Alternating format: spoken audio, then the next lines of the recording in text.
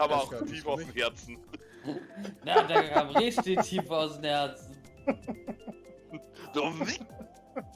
Na, B, Seilraucher. A, T. Sie ist im Bad.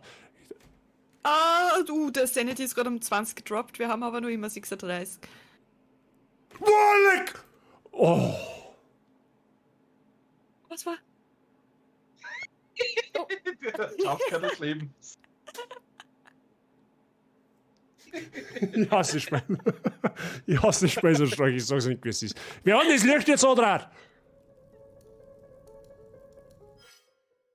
Chat, ich bin von dem Spiel komplett gemeinfuckt. Ich bin gebrochen. Ich bin geistig komplett zerstört. Ich bin kaputt einfach. Es ist so einfach, so fucking einfach. Ich renn da 45.000 Mal gefühlt vorbei. Und komm nicht auf die, den scheiß Anker da um mit zum Schießen.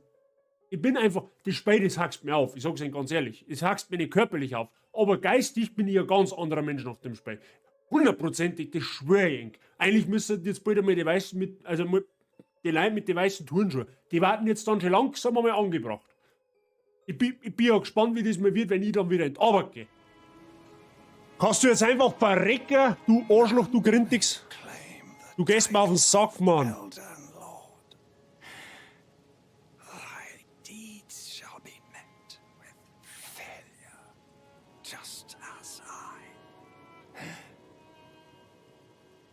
Ja, stirb endlich. Schau der Zwirmer von unten da, oder von oben, oder von alle Seiten, von mir aus auch von drinnen, aber können wir ja nicht mehr gegen Quere, ohne Witz. Ja, was haben wir jetzt da? Wir müssen da noch was finden und ich finde nichts. Also gibt's wahrscheinlich nichts. Also das ist wahrscheinlich jetzt nicht logisch, aber...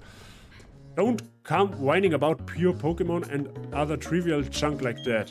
Don't waste your time coming to our headquarter in Wailstone. Ja, sagt man's natürlich in der Apotheke, du Schupferbrunst, du Seitenbläde.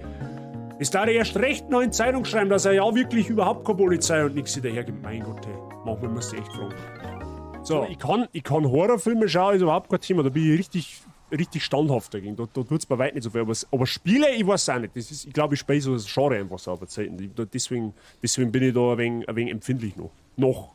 Ja, wer weiß, was St. Gisner für Stand hat. Ja, okay, ich gehe wieder zurück und tschüss dann. Ja, aber... Hä? What the fuck? Oh, wait.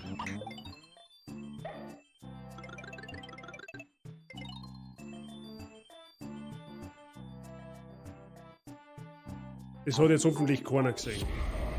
Moment. Ich muss mich mal schnell um den braven Käfer da kümmern, okay? Ich bin gleich wieder da. Bitte nicht weggehen. Oh, leg mich. Geh ja nicht auf meine Kamera! Ich schwör's dir bei Gott. Verpiss dich. Moment. Ich hab den Schein durchschaut. Das ist in Wirklichkeit ein Table Dance Bar, wenn du mich fragst. Das ist keine Taverne nicht.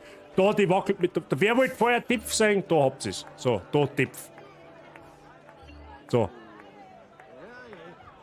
Die Hände schön brav von der Hosen weglassen, Freunde der Sonne. Ich hab meine Hände da, ich halte da einen Controller. Ja? Nicht, dass da irgendwie falsche Gedanken geschoben werden. Ne?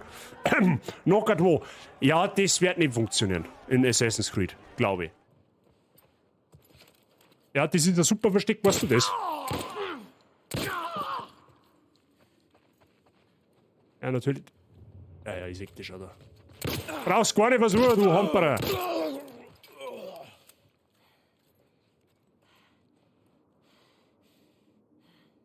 Bis das nächste Viech kommt, wo es mir einfach gnadenlos anschießt.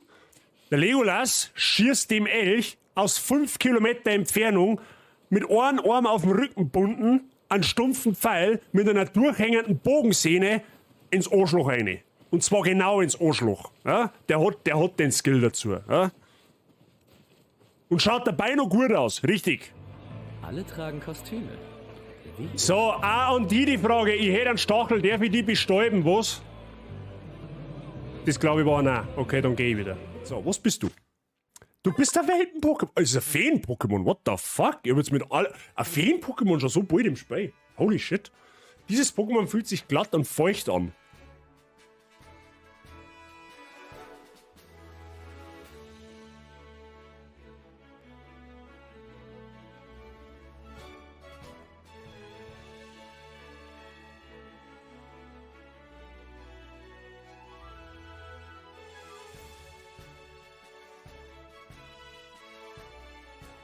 Game Freak? Was habt ihr mit Game Freak gemacht und wer bist du? The fuck? What the hell? Was lese ich da gerade? Holy shit! Dieses... Ich kann jetzt irgendwie gar nicht glauben, dass das dort steht. Du sollst mir jetzt nicht erklären, wie man Innenarchitekt wird. Ich will zaubern, sie fixen einmal. Weasley hat Dick einmal diese Magie gezeigt. Dick, hallo? Ihnen könnte das Professor Weasley sagte, du wüsstest, wie man das Ambiente des Raumes ändert. gewiss. Weil wenn du Hogwarts Legacy kaufst, dann bist du automatisch Innenarchitekt. Aha, die kennen wir ja.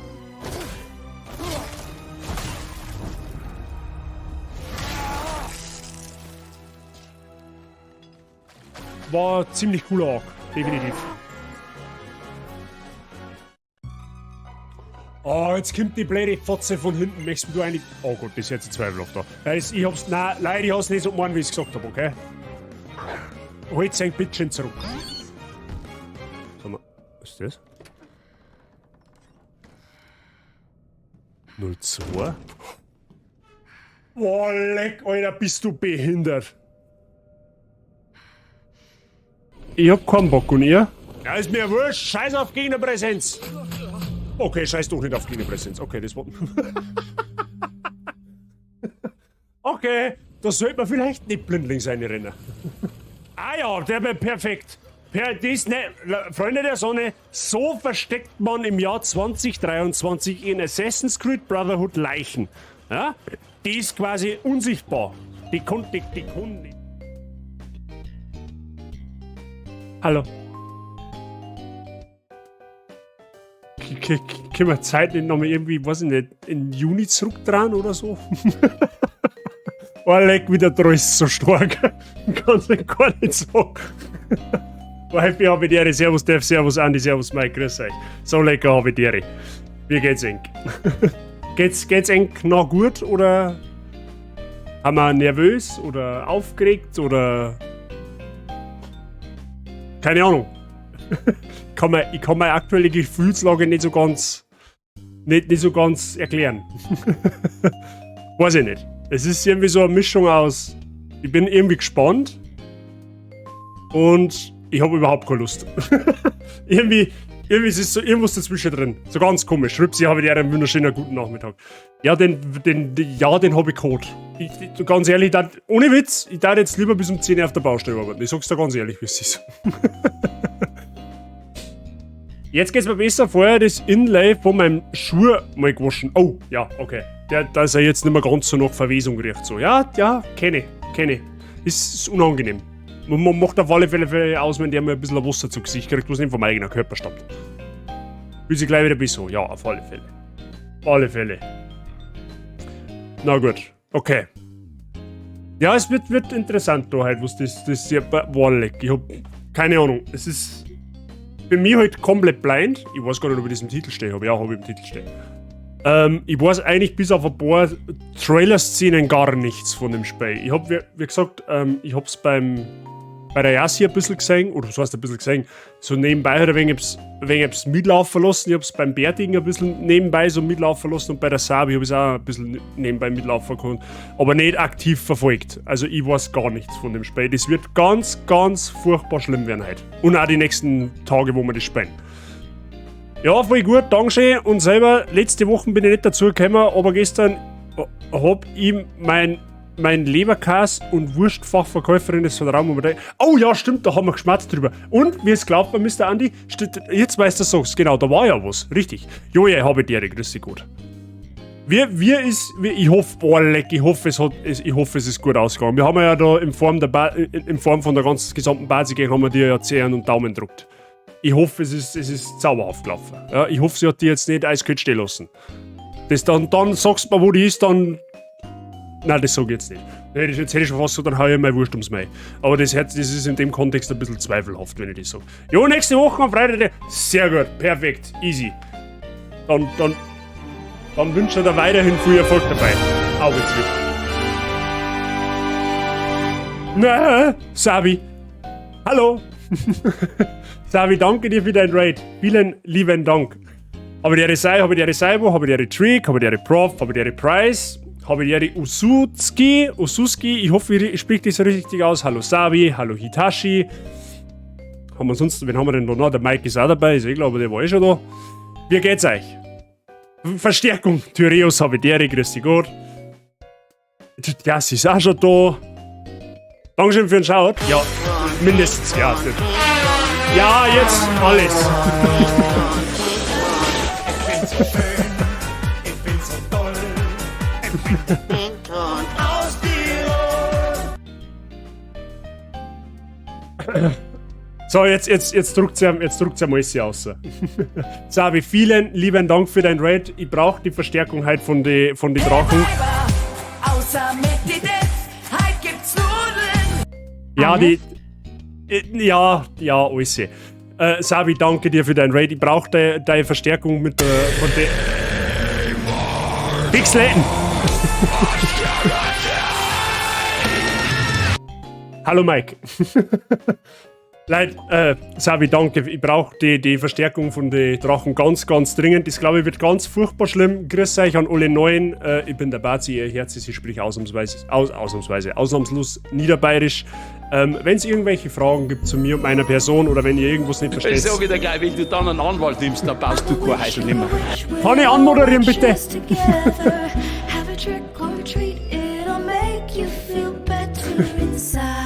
Zauberkräfte.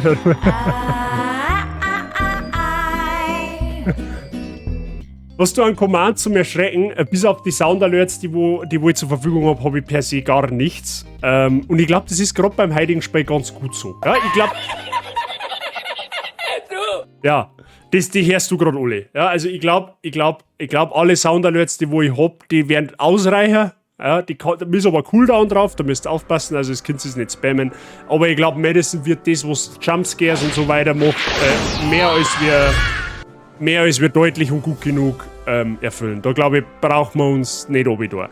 Und Ususki, danke für dein Following, vielen lieben Dank. Ja, Name zu mir, ich hoffe, ich darf jetzt einmal schnell kurz Dankeschön und mich vorstellen, für die Leute, die mich noch nicht kennen. Ich bin der Bazi, ihr Herz ist, ich sprich niederbayerisch im Dialekt.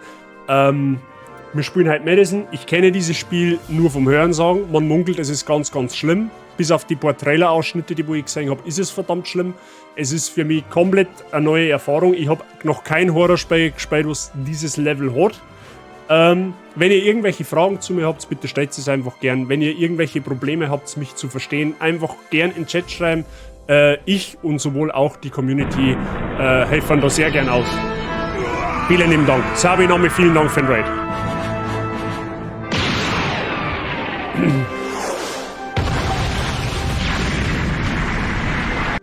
Habe der ihr Flauschis Herz.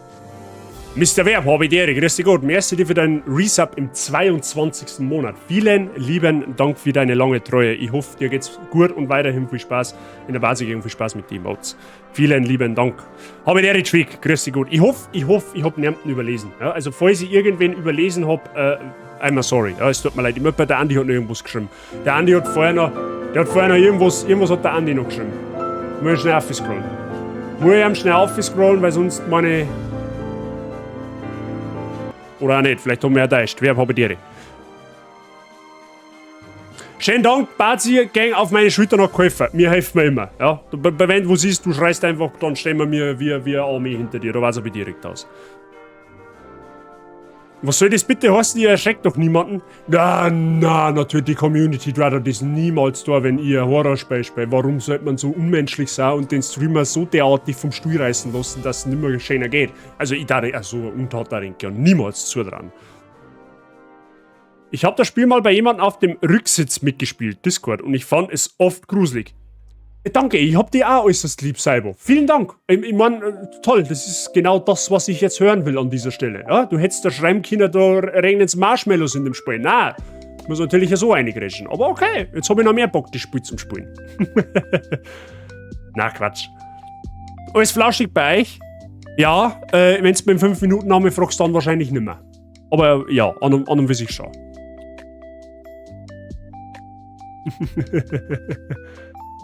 Nein, nie nicht. Ja, genau, nie nicht. Du bist da nicht allein, wir stehen ja ganz stark hinter dir. Das ist eine gemeine Lüge, ich sag da niemanden. Na, Schmarrn.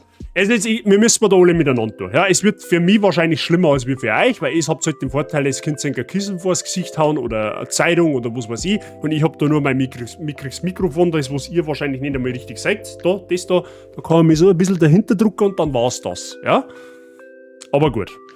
Hast schon ein paar Sicherheitsflauschknädel hergerichtet? Wir stehen hinter dir bei einem Horror-Game. Ja, dass du das jetzt wieder im falschen Kontext setzt, das war mir eigentlich klar, Mr. Seitsching. Der Satz Sicherheitsflauschknädel, ja, wenn es wirklich brenzlig wird, dann schaue ich da um mich. Ja. Also die haben natürlich auch mit dabei. Ist aber sowieso klar. Basegänger auf meine Schultern hat gut geholfen. Ja, das ist wichtig. Das ist zauberhaft, dass wir da ein bisschen den Rücken stärken haben können und wir den dann natürlich auch weiterhin stärken. Wenn es da weiterhilft, natürlich nur, ne? Gut. Sonst, gibt's irgendwas Neues? Eigentlich nicht. Eigentlich gibt's nichts Neues. Außer, dass ich vielleicht Freitagabend um 20 Uhr circa, bin ich mir aber noch nicht sicher, muss ich mal schauen, je nachdem wie ich Bock hab, spielen wir vielleicht mit Resident Evil 2 noch weiter, machen wir einen spontanen Freitagsstream, aber das weiß ich noch nicht. Ja, da sage ich dann in Discord Bescheid. Der Price hat ein Subgift erhalten. Okay, Mr. Price, wer soll ihn denn kriegen? Wer soll denn das Subgift kriegen? Windeln schon an und ersatzbereit? Ich hab nicht mal Hosen an, ich verstehe die Frage nicht. Wie die Frau Lila Drache, bitte? Ja, das können wir durchaus machen. Das ist überhaupt kein Thema. Abo verschenken. Machen wir doch gern. Aber direkt keine Sache nicht, oder? So. Müsste aber irgendwann nur der Lurk kommen. Glaube ich.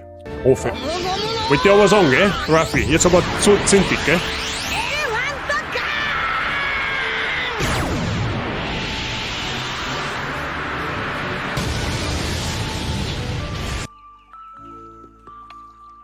Wenn ich am Tablet schon gehandicapt bin, ja, kein Thema. Sabi, willkommen in der Basi-Gang. Viel Spaß weiterhin mit den Emotes und viel Spaß weiterhin in der Basi-Gang. Natürlich, ich habe jetzt, glaube ich, wiederholt. Und bedanke mich kurz auch noch beim Preis, der wo das ermöglicht gemacht hat. Der Prof hat auch kein Abo. Dann geben wir dem Prof natürlich auch noch ein Abo. Ja, doch, der hat schon ein Abo. Der hat ein Abo, so wie es ausschaut. Also zumindest hat er ein Sub-Badge. Gerne. Man muss sich beim Price bedanken. Der Price hat das mehr oder weniger zur Verfügung gestellt. Ja? Ich bin nur der Ausführer, sozusagen. Ja?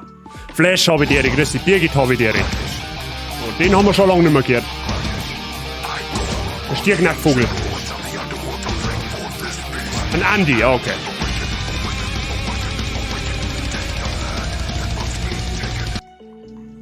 Grüß euch jetzt mal. So, Andi, du kriegst auch noch einen. Also direkt aus. Perfekt. So, halt beschenke mich selber. Hast du einen Beruhigungskaffee bei dir stehen?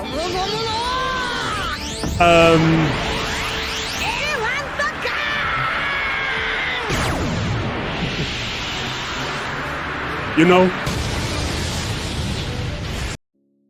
Wenn das als Kaffee zählt, zuckerfreier Schwipschwapp-Spezi, aber der wird auch helfen. So. Andi, auch an dich ein herzliches Willkommen in der Basi-Gang. Viel Spaß mit den Emotes und bedanke dich bitte bei der Wifi, die es quasi mehr oder weniger ermöglicht hat. Und ja, das, glaube ich, stärkt die Schultern auch nochmal ganz gut. Offizielles Basi-Gang-Mitglied, du hast dann quasi 4 Schultern praktisch. Ne? Gerne doch. So, Freunde, sollen wir anfangen? Es ist 3 Minuten noch. Ja? Wir haben quasi schon 3 Minuten hinterher, wollte ich gerade sagen.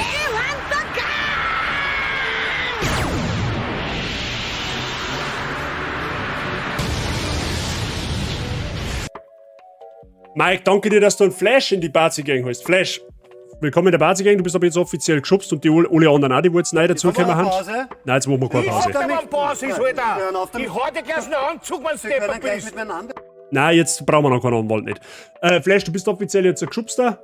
Viel Spaß mit dem und viel Spaß in der Basi-Gang. Mike, merci dir. Vielen lieben Dank. Leute, wir müssen jetzt anfangen. Hey, wir haben gerade bis halb 3:08 die Zeit. Ne? Das ist wohl hoffentlich klar. Wenn's jetzt eskalieren soll, auf meiner Seite, dann müssen wir jetzt langsam anfangen. Ist dieser Deal?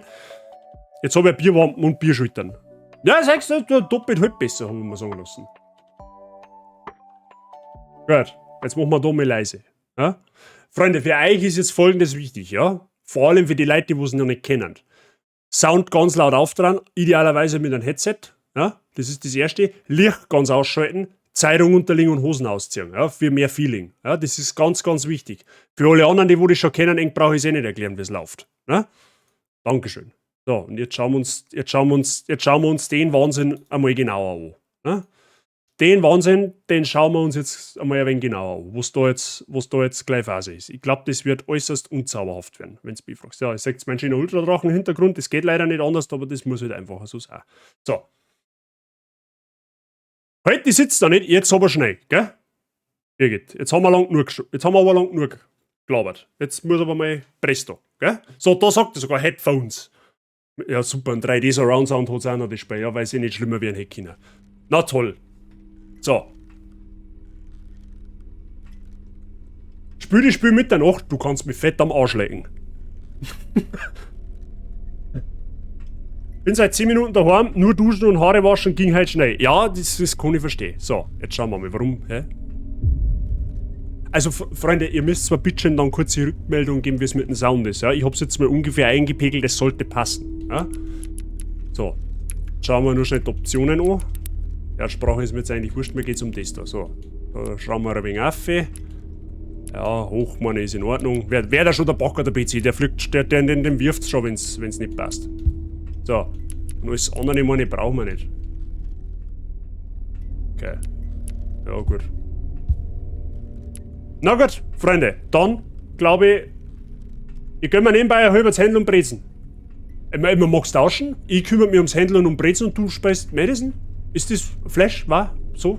Unter Freunden, so? Weißt du, kollegial und so?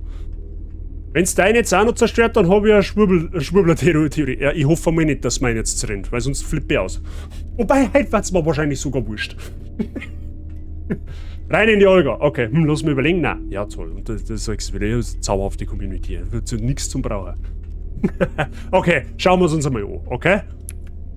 Ja, wir müssen leider neu spielen anfangen. Also, was haben wir? Gibt's da einen einfachen Modus? Das war ein Spiel, den darf ich auf einfach spielen. Aber wir spielen es auf normal. Schwer, ne? Lieber nicht. Keine Daten.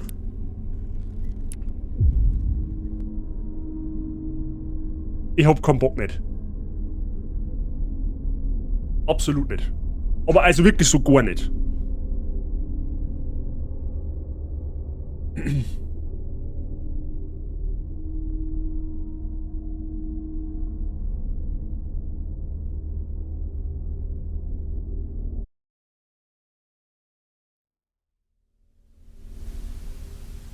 War nicht die kennengelernt, ich werde ihn vermissen.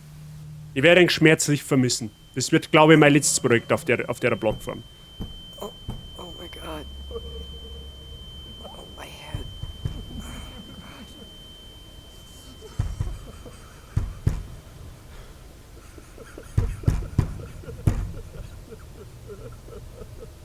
Ach, ich muss da schon was tun. Answer me that.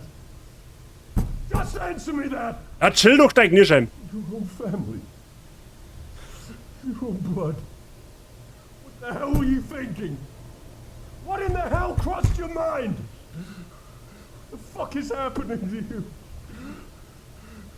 You've ruined our family. What am I gonna do now? Kannst du die aufmachen und mich aus dem Haus auszulassen? Das war eine Idee.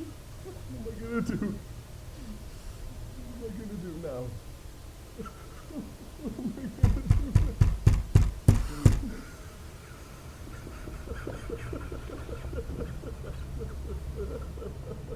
Okay.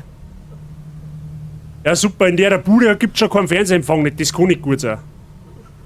Mal schauen. Ich muss mir jetzt erst einmal so ein bisschen umluren da. Was? Wie funktioniert denn da was? Okay.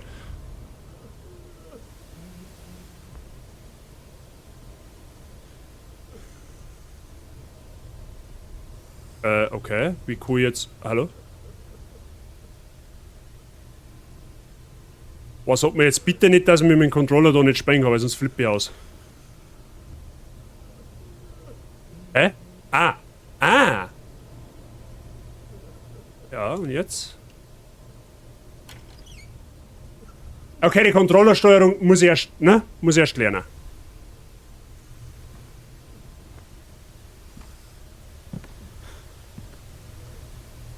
Aha.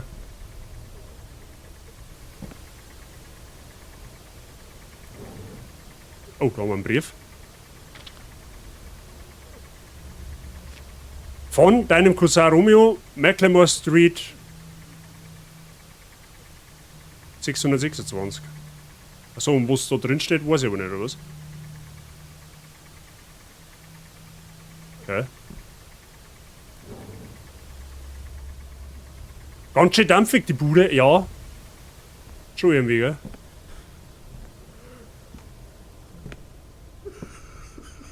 Ach, da kann ich nicht aussehen, oder? Wo der Papa dahinter steht, oder wer auch immer das ist. Ja, aber, weißt, jetzt haben wir 3 Minuten in dem geschissenen Spiel und das erste, was ich tun muss, ist nirgends so ein scheiß verfickten dünner Gang dahinter gehen, wo wahrscheinlich schon das erste Mistviech auf mich wartet, das was mir jetzt gleich mal sauber erschreckt. Bestimmt kein Deutscher, ich glaube auch nicht. Du hast keine verwendbaren Gegenstände. Okay. Was soll ich noch? Aha. Interagieren. Aha, greifen, rotieren, zoomen. No. This can't be happening. Das ist arm.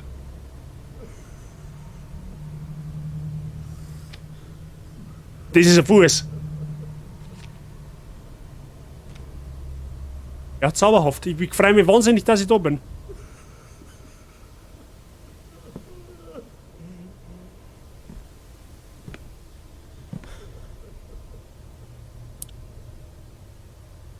Aber was muss ich da jetzt... Moment, ich muss da erst einmal... Das kann man anschauen. Die Beidel haben Hand und Fuß, ja. Aber was soll ich denn jetzt? Hä? Da muss es irgendwas geben. Warte mal, kann ich den scheiß Bildschirm da ausschalten? Das ist jetzt immer die... Ah, man kann auch schnell gehen. Ja, das ist okay. Ja, gut.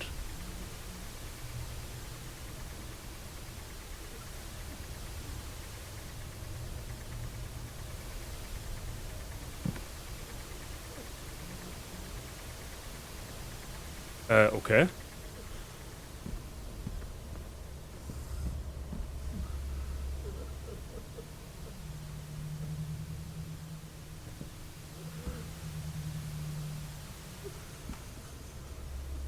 Geht die Klappen an der Wand auf, beim Fernseher? Ah, guter Hinweis.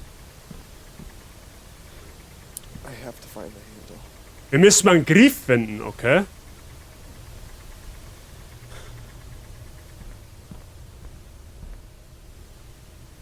Was haben wir da?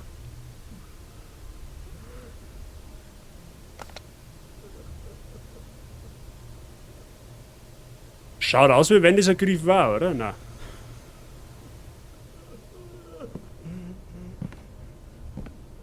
Kann man sich in dem Spiel, kann man sich da bucken irgendwie? Geht das? Oder kann man nur aufrecht gehen?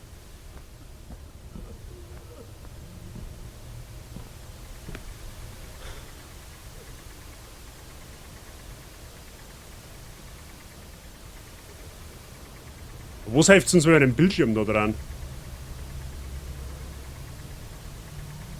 Die Controllersteuerung ist nicht so ganz, das war jetzt, pass auf, Kui mit Maus und Tastatur. Wallig.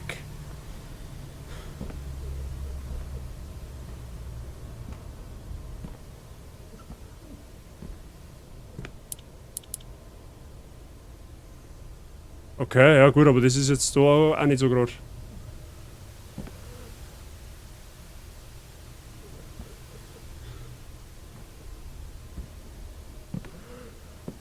Werden sie leichter, dass du sagst, oder? Ja. Ah, warte mal.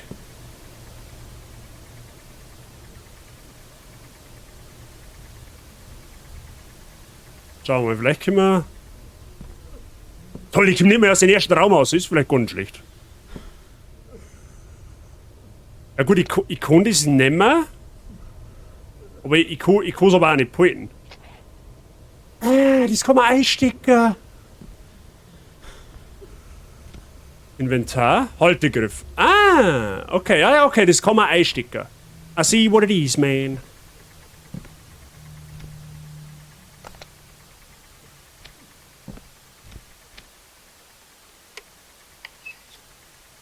Ah. Ah, und da ist ein Hammer drin jetzt, oder was? Und mit dem Hammer kann ich die Bredel eindreschen jetzt, oder was?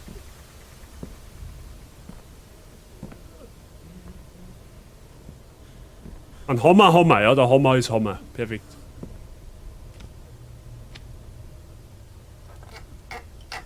Ha! Das weiß ich, wie das geht. Das hab ich auch schon hinter mir. You are not my son! You are not my son.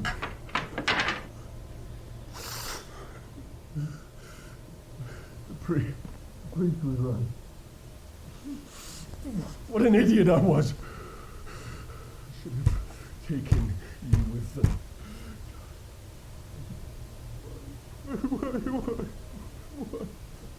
Why? Why is this happening to me? Alter, das bringt dir gar nichts, wenn die Tiere vergewaltigst. Give me my son back. I want my son back. Okay, der Mann ist leicht hysterisch. Ich glaube, der ist leicht hysterisch. Oh Gott.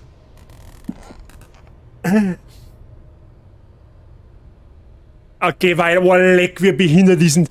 Okay, weiter. Wie. Come on. Maybe I can get out through Grandpa's house. Oh, leck ist das. Oh, leck ist das Mist.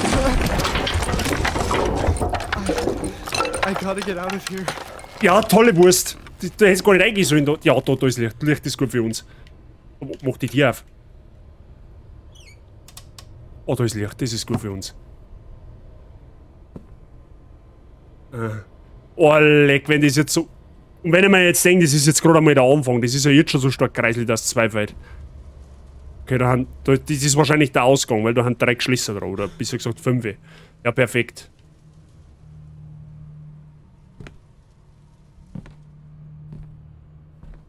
I need to find a way out. Ja, das ist. Before Dad notices I'm here. Ja, der ist doch da gestanden, oder?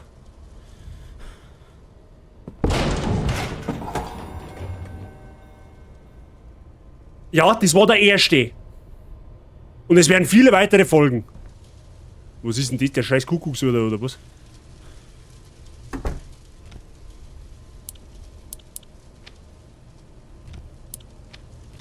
Schade eigentlich, ich kann die Kuckucksuhr nicht reinhauen.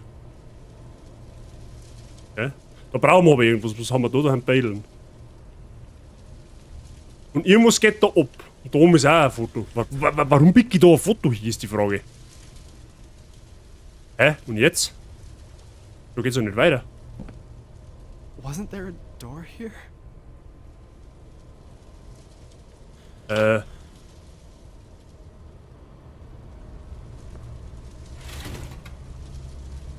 Wo kommt denn das Ding jetzt her?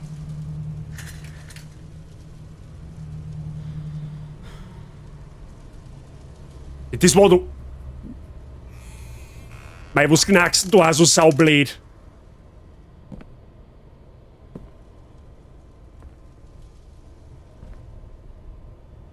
Ah. Da springt mir jetzt hundertprozentig das, wenn ich. Warum spielen den Scheiß eigentlich? Was hat mir für Teufel geritten, da ich gesagt hab, wir spielen Madison? Da springt mir jetzt gleich hundertprozentig irgendwo so, oder? Mei, halt doch dein Maul da drin! Was ist denn mit dir?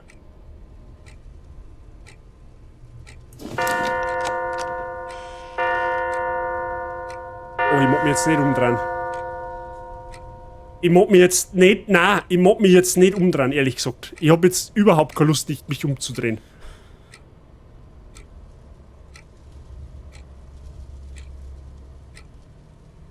Ha, Potenzial verschenkt. Und was soll ich jetzt mit ihrer geschissenen Uhr machen? Nix. Ja, perfekt. Jetzt hat sie ja wieder Rente. Da steht eine Kerzen, die war vorher nicht da, oder? Kann jetzt das Arschloch. Mach die Tür zuerst. Mach zu, damit er Ruhe ist. So, kann man mal schlecken da drin, wer immer das war. Warum ist denn die Tür jetzt offen? Und warum steht jetzt ein fucking Stuhl auf? Ja, das kann lustig werden.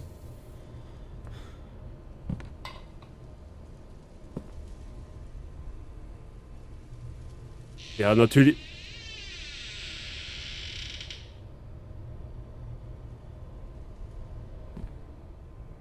Wir haben eine Viertelstunde im Spiel. Eine Viertelstunde. Und mir gelangt's. Mir gelangt's einfach.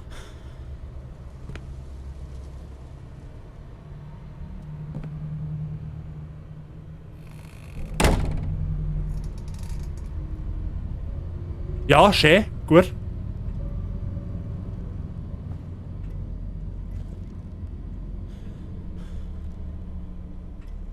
Oder eher ein Ständer da, oder was? Yeah. This is big brain time. Na, jetzt haben wir kein Big Brain Time. Krieg später. Servus Leute und ja, 2 Blechkuchen habe ich in die Arbeit mitgenommen, jetzt ist so ein halbes übrig. Das war ein Erfolg auf ganzer Linie, da ich sagen. Billinger, an der Stelle wünscht die Bazi Gang alles erdenklich Gute zum 18. Geburtstag. Leute, bitte einmal fettes Happy Birthday für Mr. Billinger, ja, der wurde jetzt seine Volljährigkeit erlangt. Bitte, dankeschön. Ich hoffe, du hast einen zauberhaften Tag gehabt.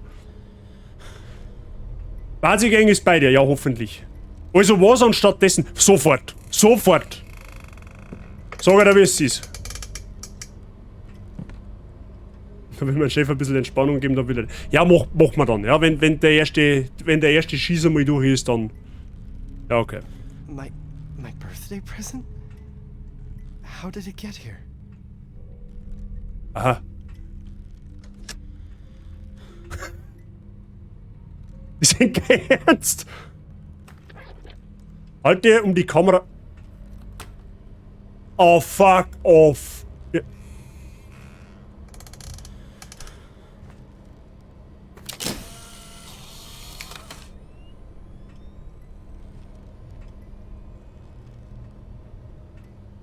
Hä?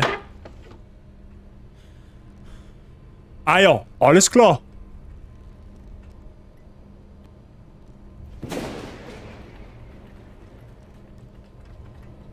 Ach, das muss man gedrückt halten.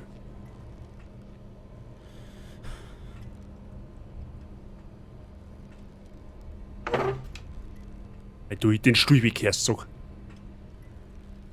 Servus, Botti, hab ich dir. Ja, klar, aber das Beste kommt eigentlich eh nur, weil wir um 19 Uhr zum Essen gehen. Jetzt sind wir immer zauberhaft. Happy Birthday to you. Happy Birthday to you. Happy Birthday, lieber Mr. Billinger. Happy Birthday to you.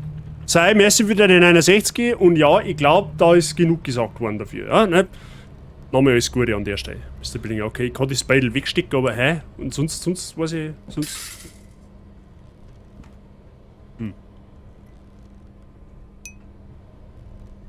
Aha, ich kann die Birnen wackeln, ja, perfekt. Ein Zahlengeschloss, okay? Das heißt, wir müssen mal Hinweise finden für Zahlengeschloss. It must be broken. Aha. Wir müssen mal Zahlengeschloss finden, oder beziehungsweise Zahlenkombi. Ah, das da vielleicht? 4302. 4302, passt das da hin? Nein, das passt nicht hin. Das ist ein 4-stelliger Code auf jeden Fall. Ey, Bluts, renn doch den Stuhl heute. Kann man den nicht irgendwo anders hinstellen? Der nervt mich. So. Warte, wie kann man... Ach, die Fotos kann man dann nur mal anschauen. Okay, da sehen wir jetzt da nichts und sehen wir jetzt da nichts. Okay. Ah, da haben wir auch noch was, da schau her. Grandpa was just like Dad. Ah, da haben wir nicht. Aber wie kann jetzt das wieder... 1968, probieren wir das einmal. Super, jetzt kommt der Unwetter auch noch.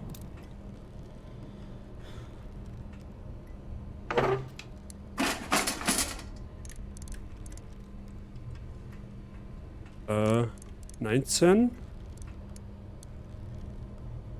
68.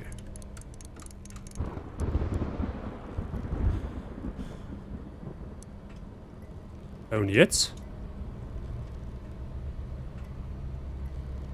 Ah, geht das nicht, oder was?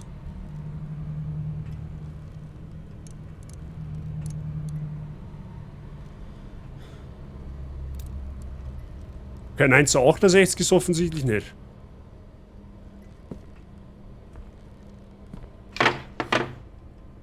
Okay, da aussehen können wir aber erstmal auch nicht mehr.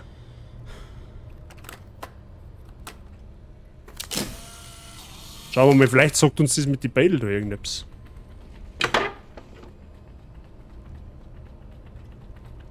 Auch nicht.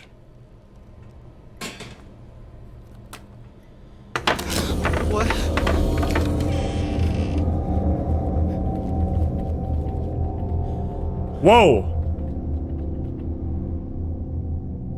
Okay, ich hab jetzt... Da hängt der Strieg.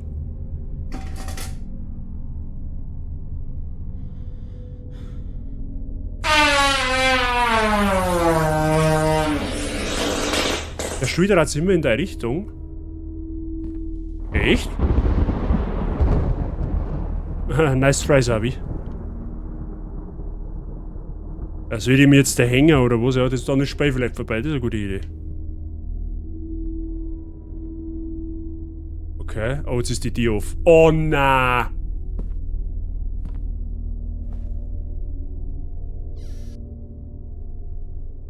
Es ist fucking finster. Können wir nicht in irgendeiner Taschenlampe? Da, nimm doch die Kerzen mit. Da stehen doch nur Kerzen da. Oder schreibt er von mir, dass das Licht von der Mauer. Ja, komm, fuck off. Oh, fuck off, ehrlich. Boah, was denken wir eigentlich, dass ich in die Richtung schaue? Egal was da ist, ich blitze die mit dem Fotoapparat weg. Das ist mir scheißegal. Was? Wo?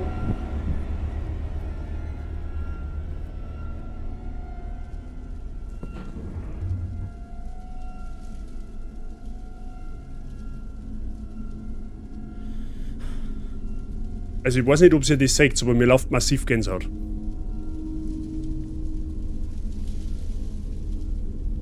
Du hast eine Kamera. Ja toll, aber ich bin da. Ich kann ausklipsen, das interessiert ihn aber wahrscheinlich nicht.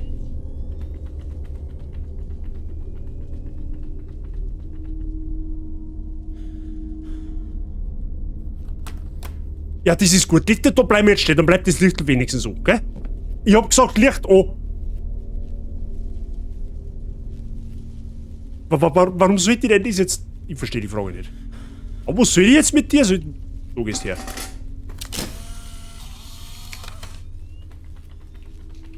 Ich drück so oft auf den Fotoapparat, dass der Daumen verblitzen. Das garantiert er. Alexa, Licht an. Ja, true.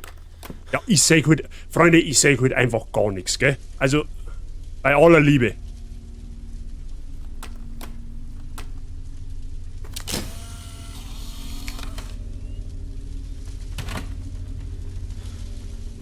Ja toll, das ist eine tolle Wurst.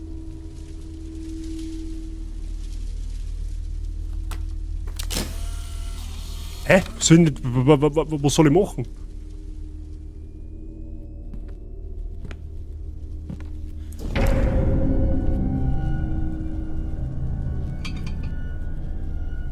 Das hat's jetzt nicht unbedingt besser gemacht.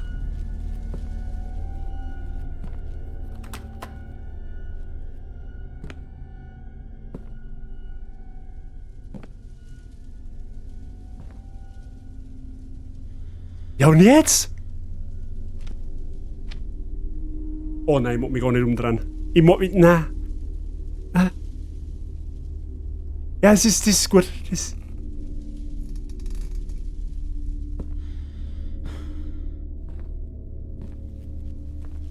Mach die Tür zu, weil ich narrisch wäre. Tür zu, hab ich gesagt.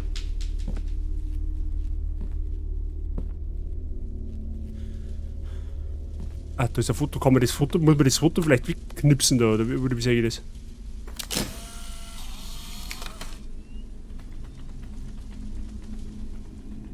Und die stand auf 4 zum Gehen. Ja, offensichtlich. Das bringt mir aber jetzt eigentlich auch nichts.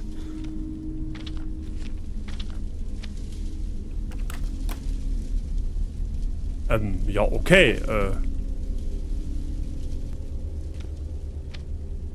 Okay, da brauchen wir auf alle Fälle irgendwie zwei so, wie sag ich denn, zwei so Münzen, hätte ich jetzt fast behauptet. Und irgendein Beidel. Wir brauchen auf alle Fälle irgendein Beidel, was man da hinhängen kann. Vermute. Kannst du was hinhängen, links von der Uhr? Ja, wahrscheinlich. Aber die Frage ist jetzt was. Ja, was liegt denn da jetzt? Achso, das ist der Vorhang.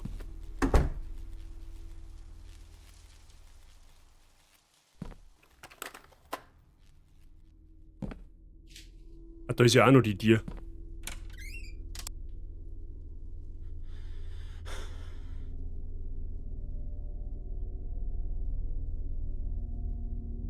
Damit kann ich da aufmachen? Ja, natürlich nicht. Riedel vom Opa. Ah, das glaube ich... Das kann funktionieren. Oh, mehr auf dem Wumms. Das Buidel kann genau die Größe haben.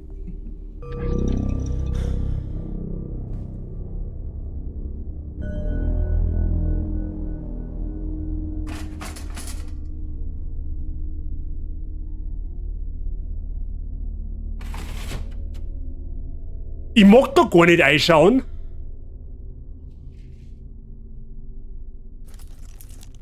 Oh, da kannst du darauf warten, dass da irgendwann, dass uns das so derartig kreislig ins Gesicht springt. Da kannst du warten drauf.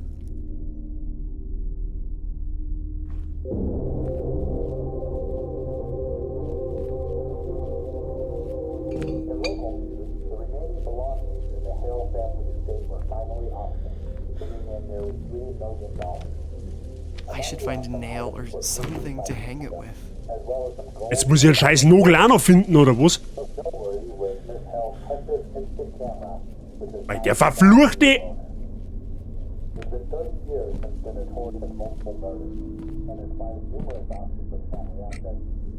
Da kommt irgendwann was, ne? So geht wie es ist. Ah, da ist ein Nagel, da schon her.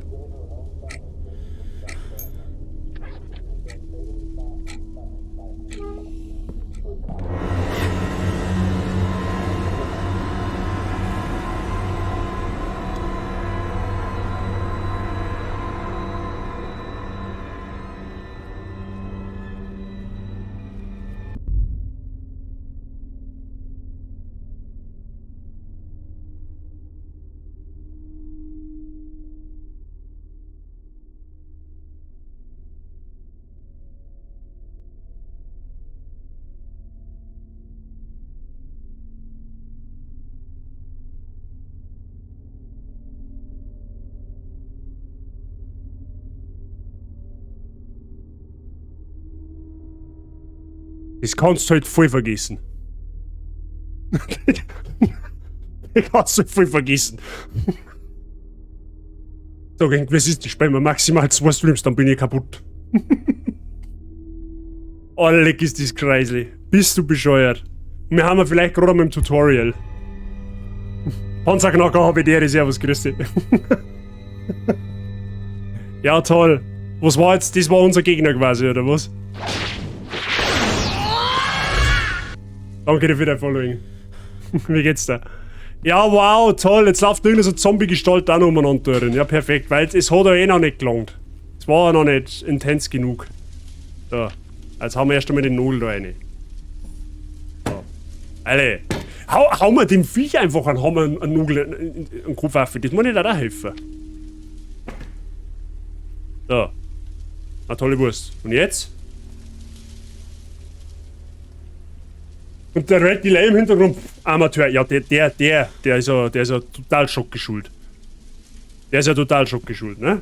Passt soweit? Sehr gut, das freut mich. Schön, dass du bist. Der Bazi so, faktisch shit im Auto, ja. Alt top. Nicht alt top. Ja, weiß ich schon. F5. Und dir, ja, na, einfach na. Jetzt geht's mir nicht mehr so gut. So, die Frage ist, was müssen wir... Moment, aber muss man das fotografieren? Ist jetzt die Frage. Muss man das vielleicht fotografieren? Mei, das, weißt, das Knacksen im Hintergrund.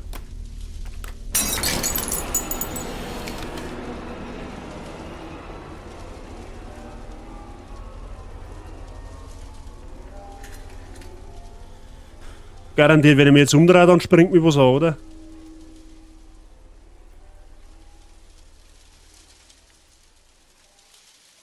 Das ist doch klar, wo kommt die jetzt her?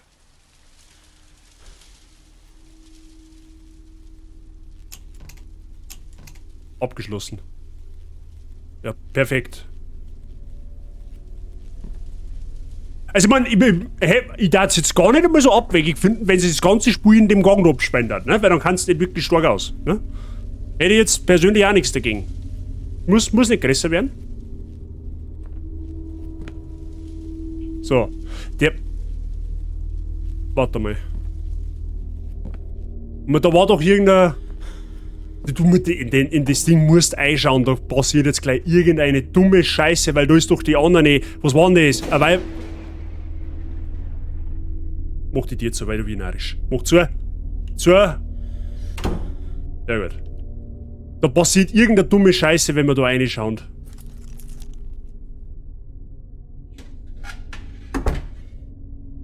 Okay, welche Tür ist jetzt auf oder zugegangen, ist die Frage.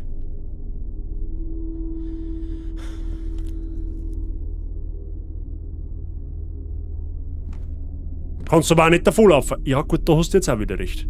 Da hast du jetzt auch wieder recht. Was ist jetzt das da? Oder? Geht der jetzt schon mal, oder was? Ah. Was war jetzt das? Da war jetzt wieder so eine Uhr, oder? Gut, ich kann mich aber da auch nicht aufstellen. Jetzt warte mal.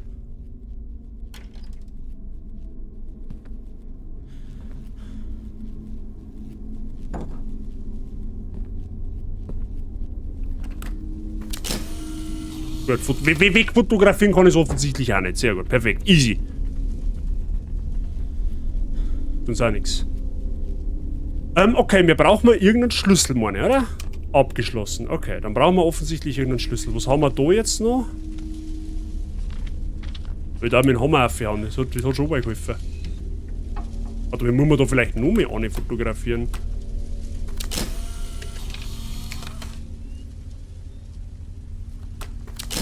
Okay. Das war mir auf jeden Fall nicht. Okay.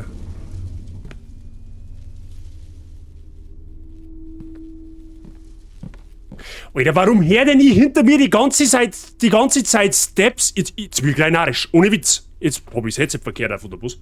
Tatsächlich. Pro-Gamer. Okay, Headset einfach mal verkehrt aufsetzt, damit es noch schlimmer wird. Perfekt, easy. Warum streame ich eigentlich? Okay. Haben wir den Tagesordnungspunkt also heute auch schon abgeschlossen.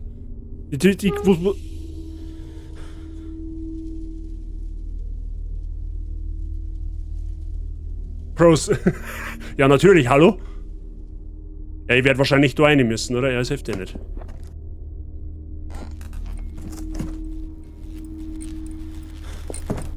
Was ist denn das jetzt? Da haben jetzt die Fotos. I won't be able to go back. Schade eigentlich.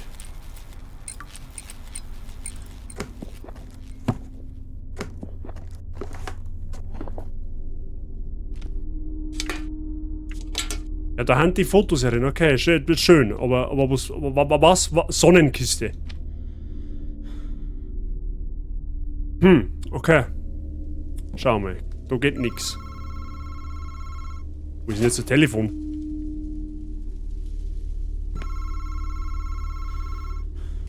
Habe ich ein Telefon dabei? Ja, wo denn?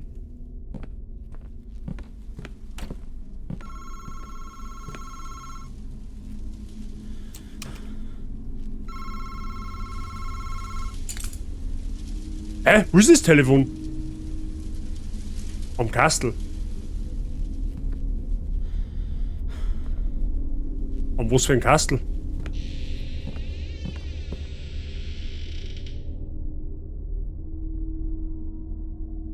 Hä? War das Headset verkehrt aufsetzen, jetzt die Big Brain Type? Ja, war wahrscheinlich.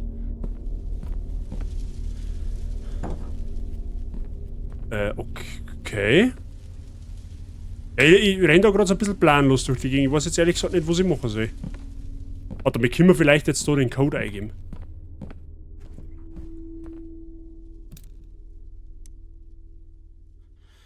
Wieder nicht. Warte mal, Moment einmal. Ja gut, hätte ich auch können, dass sich da was bewegt, ne? Oder haben wir da irgendeinen Hinweis? Schaut aber jetzt auch nicht so aus. Nicht so wirklich, gell?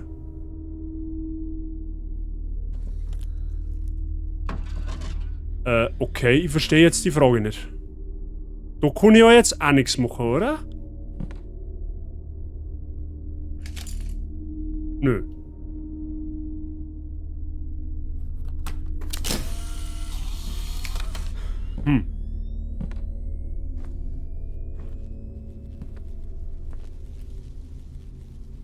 Du nochmal hergehen. Abgeschlossen.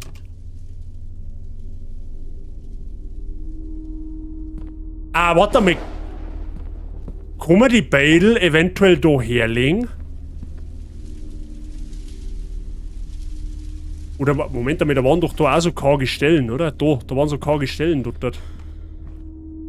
Aber da kann ich jetzt ehrlich gesagt nichts machen. Okay.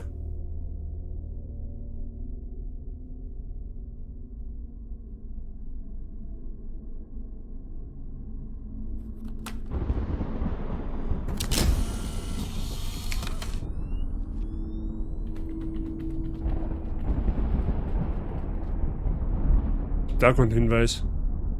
Und das? Einmal mal einen Arsch fotografiert, warum auch nicht?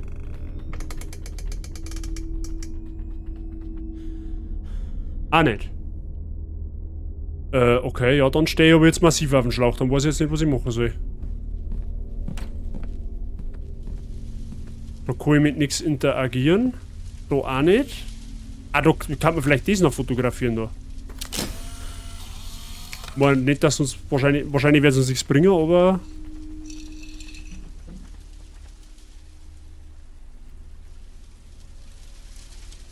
Den einmal fotografieren, da.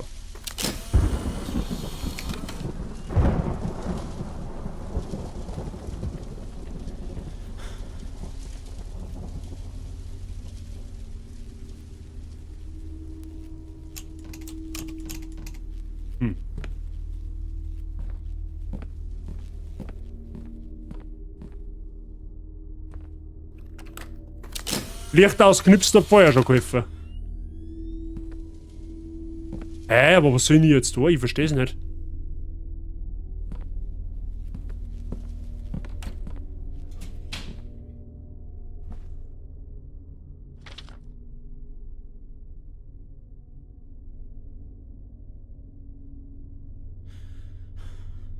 Albert Maxwell, 1968. Aber sonst...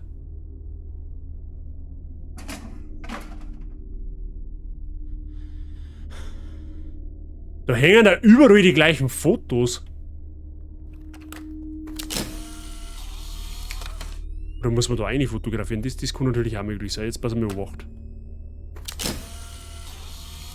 Schauen wir mal, weil da spiegelt nämlich irgendetwas.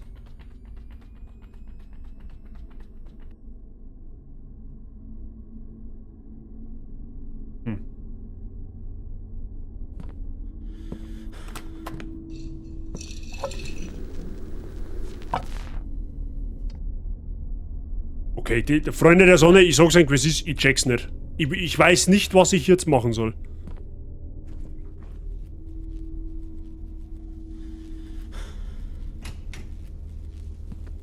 Hat irgendein Telefon gelitten und ich weiß nicht wo.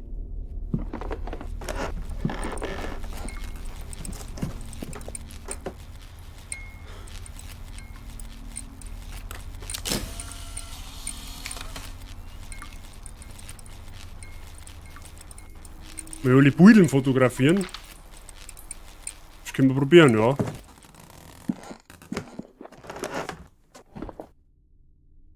Vielleicht kann man mit irgendeinem Beutel noch interagieren. Wo überall das gleiche ist.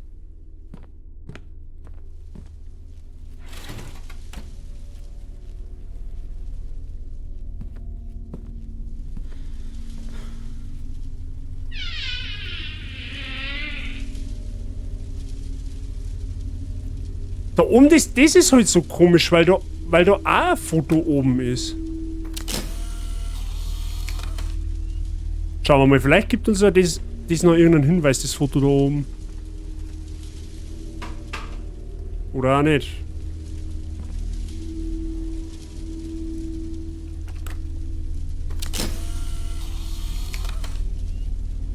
Okay.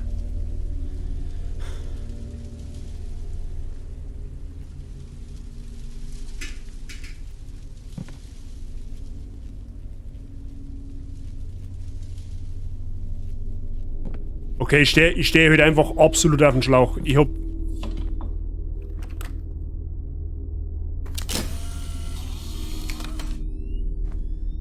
Es liegen ein Haufen Beile umeinander. Aber keins irgendwie jetzt, da man sagt. Darf ich was vermuten? Hab selbst das Spiel nicht. Ja klar, natürlich, Hinweise raus. Ihr dürft mal gern sagen, wie es weitergeht, weil das bringt jetzt nichts, wenn wir 3 Stunden da auf der Stelle umeinander drehen.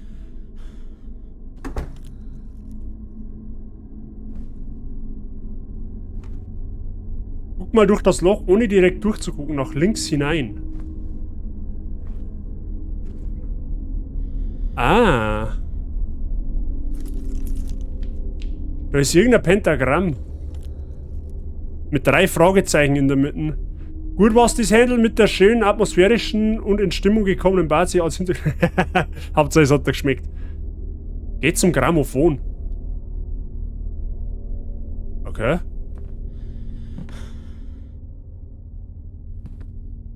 Pass auf, machen wir mal da so ein Foto. Jetzt pass auf. Ja, scheiße immer.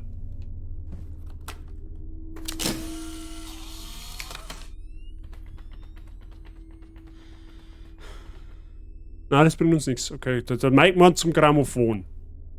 Sollen wir den einmal fotografieren, meinst du?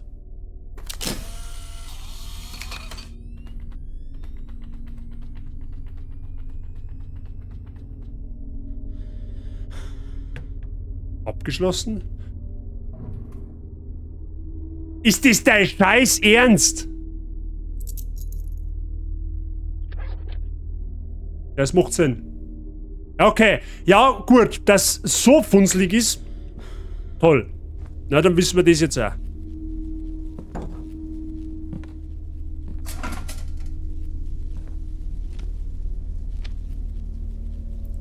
Ich mag gar nicht wissen, was da dahinter ist.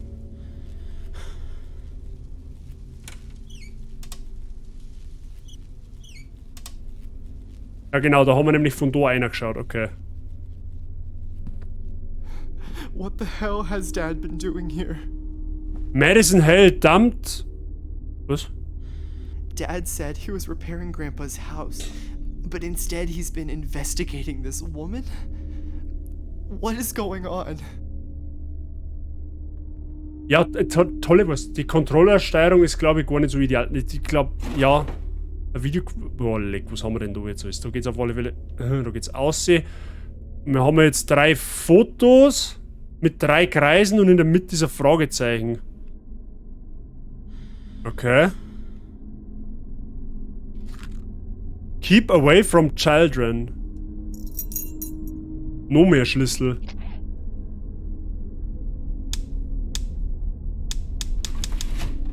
Ja, da passiert jetzt irgendwie nichts. Die Frage ist, für was ist der Schlüssel jetzt? Ist der Schlüssel vielleicht für ein Schloss von da hinten?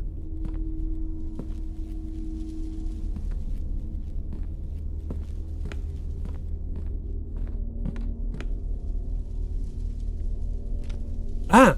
J-Schlüssel. Der geht nicht. Geht er vielleicht da rund? Ah, nicht. Und der in der Mitte? Geht an. Achso, da braucht man. Achso, da braucht man irgendwie so ein Dreieckschlüssel dann wahrscheinlich, oder wie? Ja gut, okay, das funktioniert also nicht. Dann brauchen wir den Schlüssel für was anderes irgendwann einmal.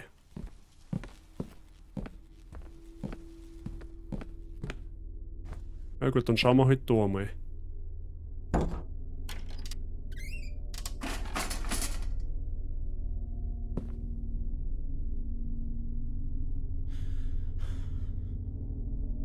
Okay. Was haben wir da? Kassetten? Ja, bestimmt das Black Album von Metallica.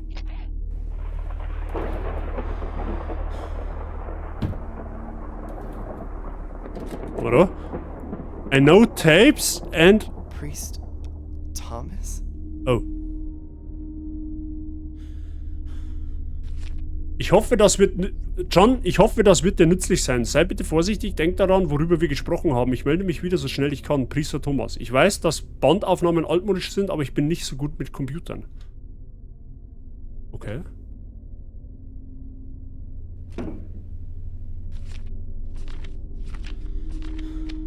Ah, da müssen wir... Ja, da gehört auf jeden Fall der Schlüssel rein.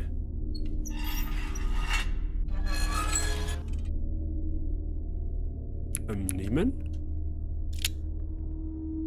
Notizbuch von Luca. My notebook. So Dad's the one who took it away from me. It's empty. Aha. Sister's leg? Drawing any of these. Am I going insane? Sister's legs, mom's arm, dad's head. Wir haben, Moment einmal, wir haben ja zwei Fotos, right? Sister's legs, mom's arm, wahrscheinlich. Geht aber der Kopf vom Papa ab. Quasi. So mit Free Divey, so vorsichtshalber, ja, das...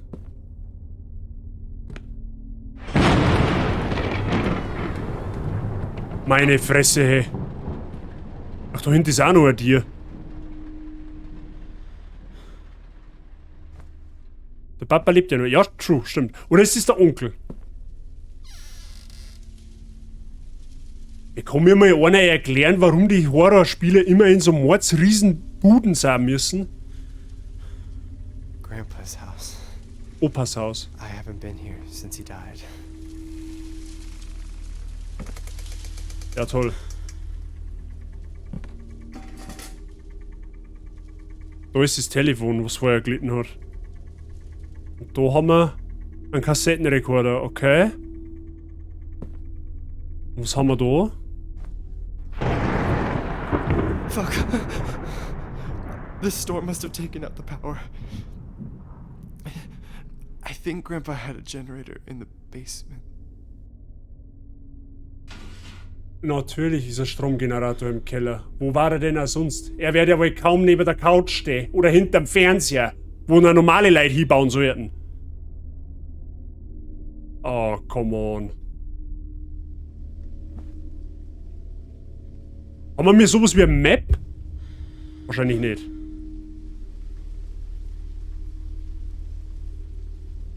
Weißt du, das leicht so kreisli rot. Und ich kann jetzt so aber auch nicht inter... Jetzt hier das im Stream. Das Knacksen.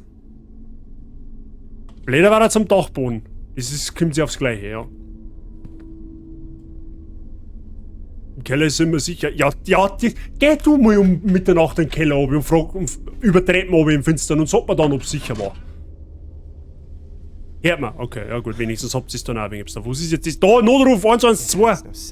Natürlich haben wir kein Signal, nicht, ist eh klar. Ja, wir werden da hinter müssen. So wie, du kannst doch vergessen, dass ich da hinter gehe.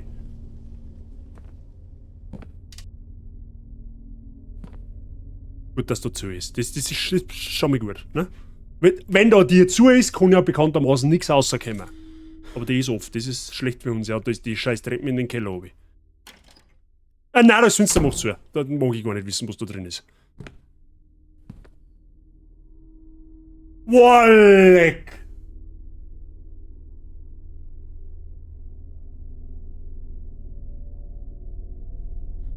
Leute, wie soll ich denn nicht die Spei überleben? Jetzt mal seriously, wie soll ich denn das überleben? Im Keller kannst du nicht mehr runterfallen, beim Dachboden schon. Du bist wie dort wieder ein Clown gefressen heute, hä? Ja, die kann ich jetzt nicht erkennen, ob das lebendig ist oder ob das eine Statue ist. Was ist das, der Blutsmaral oder was? Gib Ruder und... Aber nein, da gehe ich nicht. Ja, natürlich wird man wahrscheinlich genau dahin müssen, dass wir in den Keller runterkommen, oder? 100%. Und Lucky meint gerade, wer hat gesagt, dass du das überlebst? Ja, schön, danke für den Hinweis, dass ich jetzt eigentlich nach dem Stream an Herzinfarkt sterben werde. Ich hoffe, ihr kommt wenigstens dann zu meiner Beerdigung. Statue? Na, aber das Scherzerl in der Brotdosen.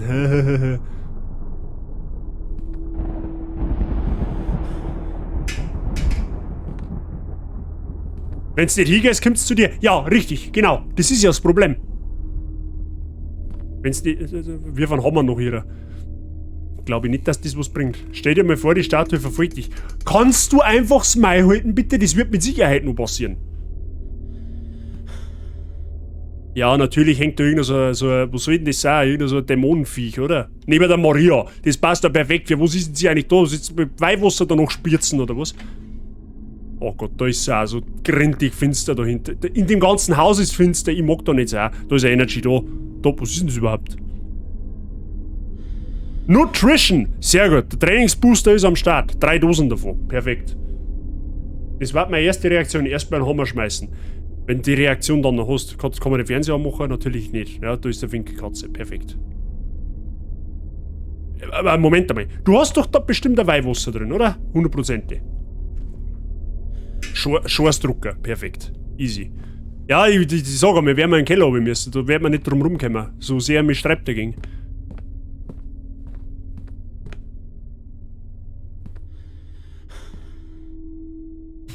Wie es halt einfach in jeder Tür finster ist. Oh, das ist der Stromgenerator. Ist es der Stromgenerator? Bitte sag mal, dass es der Stromgenerator ist.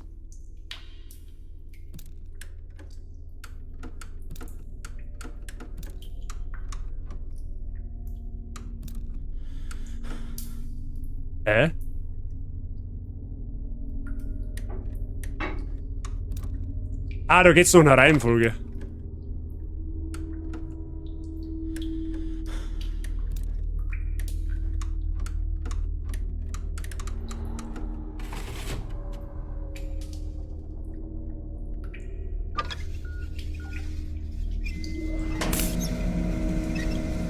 Mehr Licht ist mehr gut für uns. In der Hoffnung. Jetzt. Mark my words. Ne?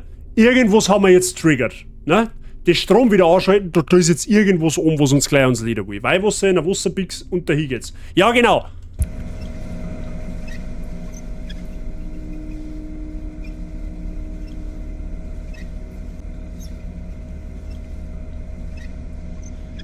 Verstehe die Frage nicht.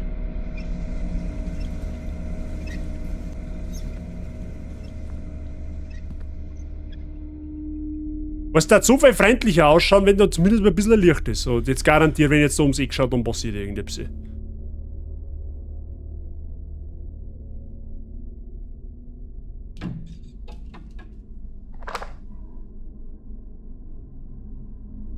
Wir müssen glaube ich telefonieren, wenn mir nicht alles täuscht. Weil das schaut halt einfach fast aus wie den Nun.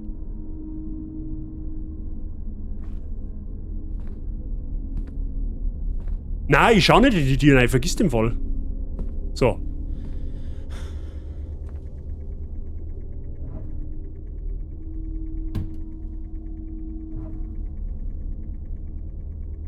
Okay, jetzt nehmen wir erst einmal da die Kassetten. From the moment of first contact, it is already too late. When a demon attaches itself to a human, Demons? It becomes a parasite of sorts. It feeds from the host until it devours every last part of their soul. In most instances, the demon's relentless objective is to get back to the world of the living. If you want to break that link, well, I'm afraid it's no simple matter. I could speak at length about various rituals and procedures, but by far the best way is to obey. Help the demon attain that which it seeks.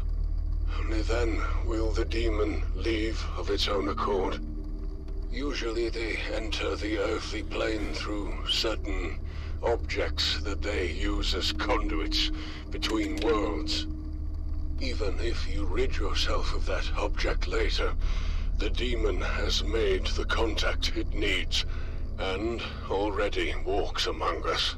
Toll! In the first stages of possession, the host human tends to withdraw from friends and family, becoming aggressive, So Dad thinks even violent. This is that the I'm result possessed? of the spiritual battle between the host and the entity, both vying for control over the mortal body.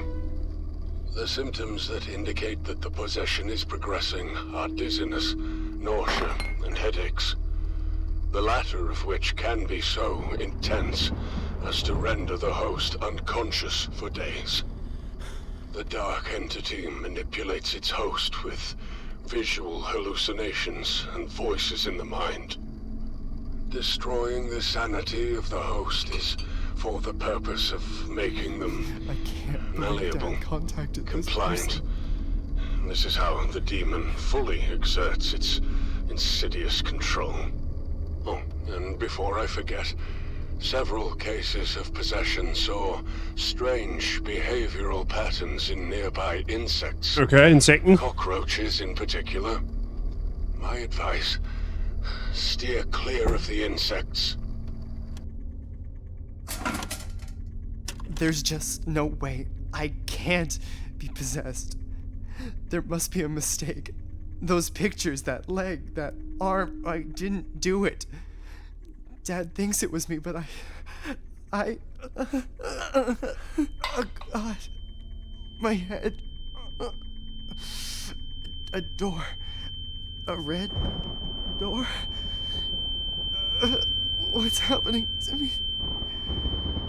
Is this what that man was talking about? It can't be happening to me.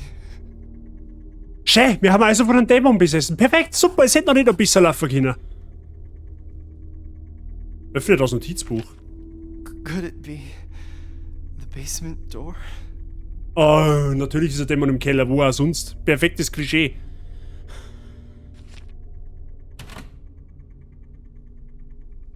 Okay, aber können wir trotzdem irgendwie einen Notruf rufen? Hallo? Hallo? 112? No signal. Oh, fuck off, ey, ehrlich.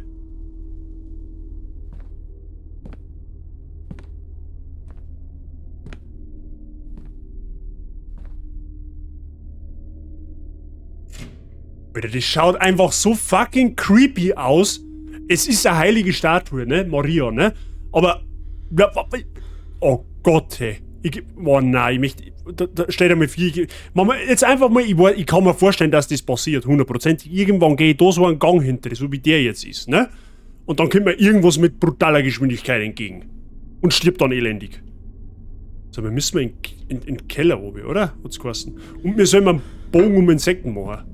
Ah, da ist eh schon eine, sechs, das ist da perfekt.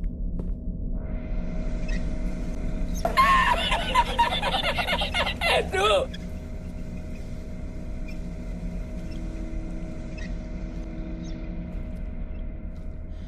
Da liegt irgendetwas, eine CD oder was ist das? Ah, das ist so ein Münzending, das brauchen wir für die Kuckucksuhr. Nehmen wir mal mit. Ich kann da hinten gehen, ist das dein Scheiß Ernst? Vielleicht kurz was trinken? Was sonst geht, das ist eine gute Idee. Das machen wir gleich. Ach, vom Dämon besessen ist doch super, hast immer jemanden zum Quatschen. Mhm. Ich sage dir gleich, wenn du dann einen Anwalt nimmst, dann baust du kein Häusl nimmer. Der darf dir da wahrscheinlich auch nicht mehr helfen, der Anwalt. Ein schönes Haus, kann man das kaufen? Ich wünsche dir viel Spaß dabei, ich schenke das. Auf eBay Kleinanzeigen, zu verschenken. Nimm das bitte. Sofort. Kannst du da umeinander geistern, wenn du magst.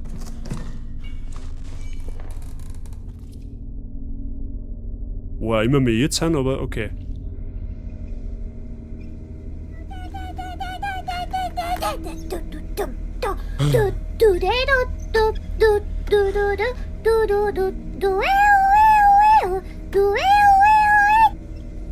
Hallo Yassi. Hi Kadam. Es wird immer schlimmer. Es wird irgendwie immer schlimmer. Es wird nicht leichter. Dieses Spiel, das ist einfach, was, es fängt schon so an. Ne? Und das macht quasi schon, ne? Würde ich einzeln, würde der Dämon flüchten.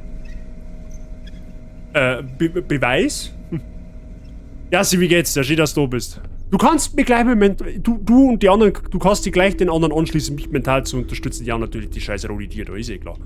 100%. Ich sage jetzt mal so, wir gehen jetzt durch die rote Tier durch und dann machen wir 2 Minuten Pause. Ist dieser Deal? Ich glaube schon.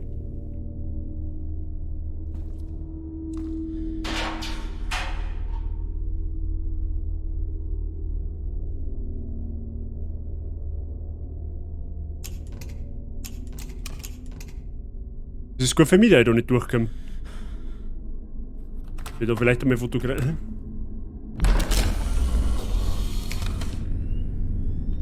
Okay, der Dämon mag es gar nicht, wenn man fotografiert. Was will?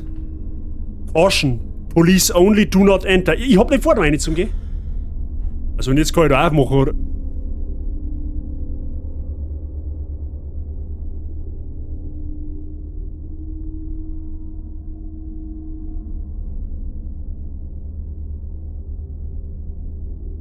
Tag war bescheiden, aber jetzt Stream schauen. Oh je.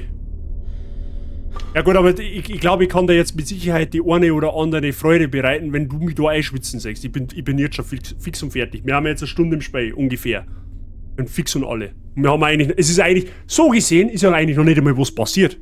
Das ist ja das Schlimme. Es ist ja eigentlich noch... Kann derjenige, der wo sich da in dem Haus aufhält, mal kurz innehalten. Es ist ja eigentlich so gesehen noch eigentlich überhaupt nichts passiert. Ne? Eigentlich ist noch gar nichts passiert. So gesehen, bis auf die blöde Standuhr.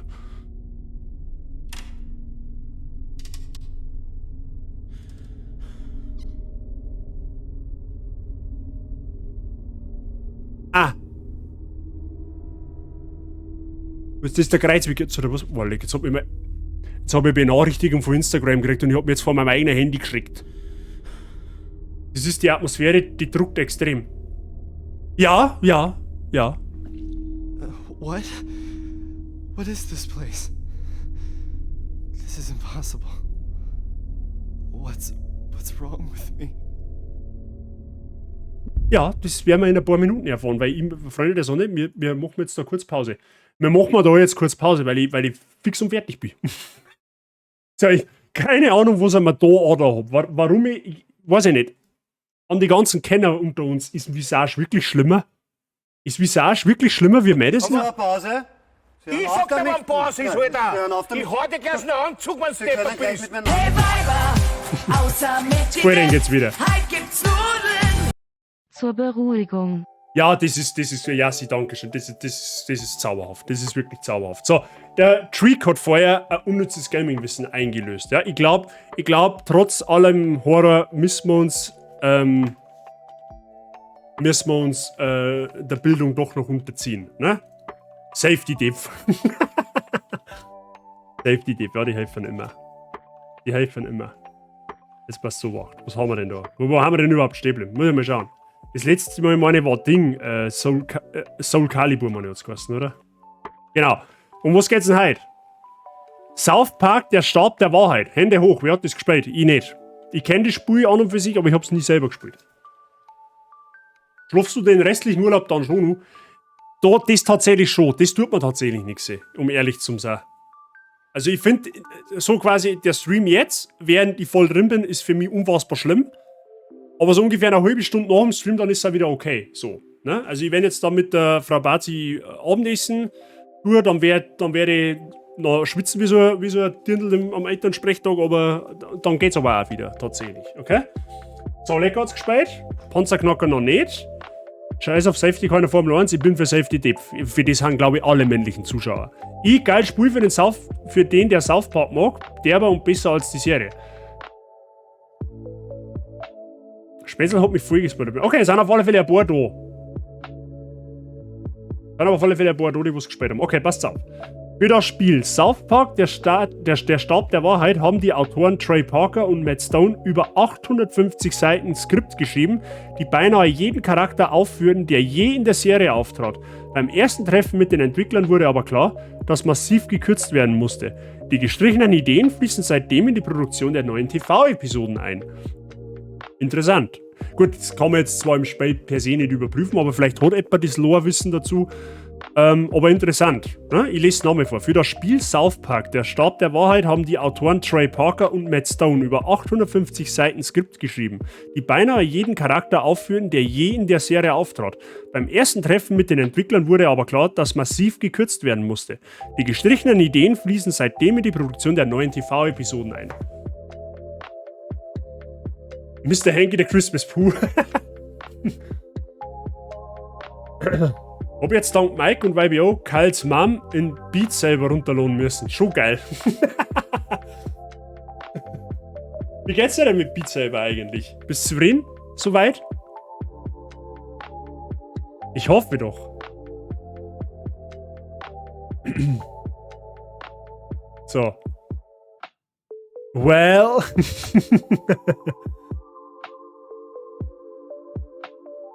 Ja, Freunde, was hältst du von Madison?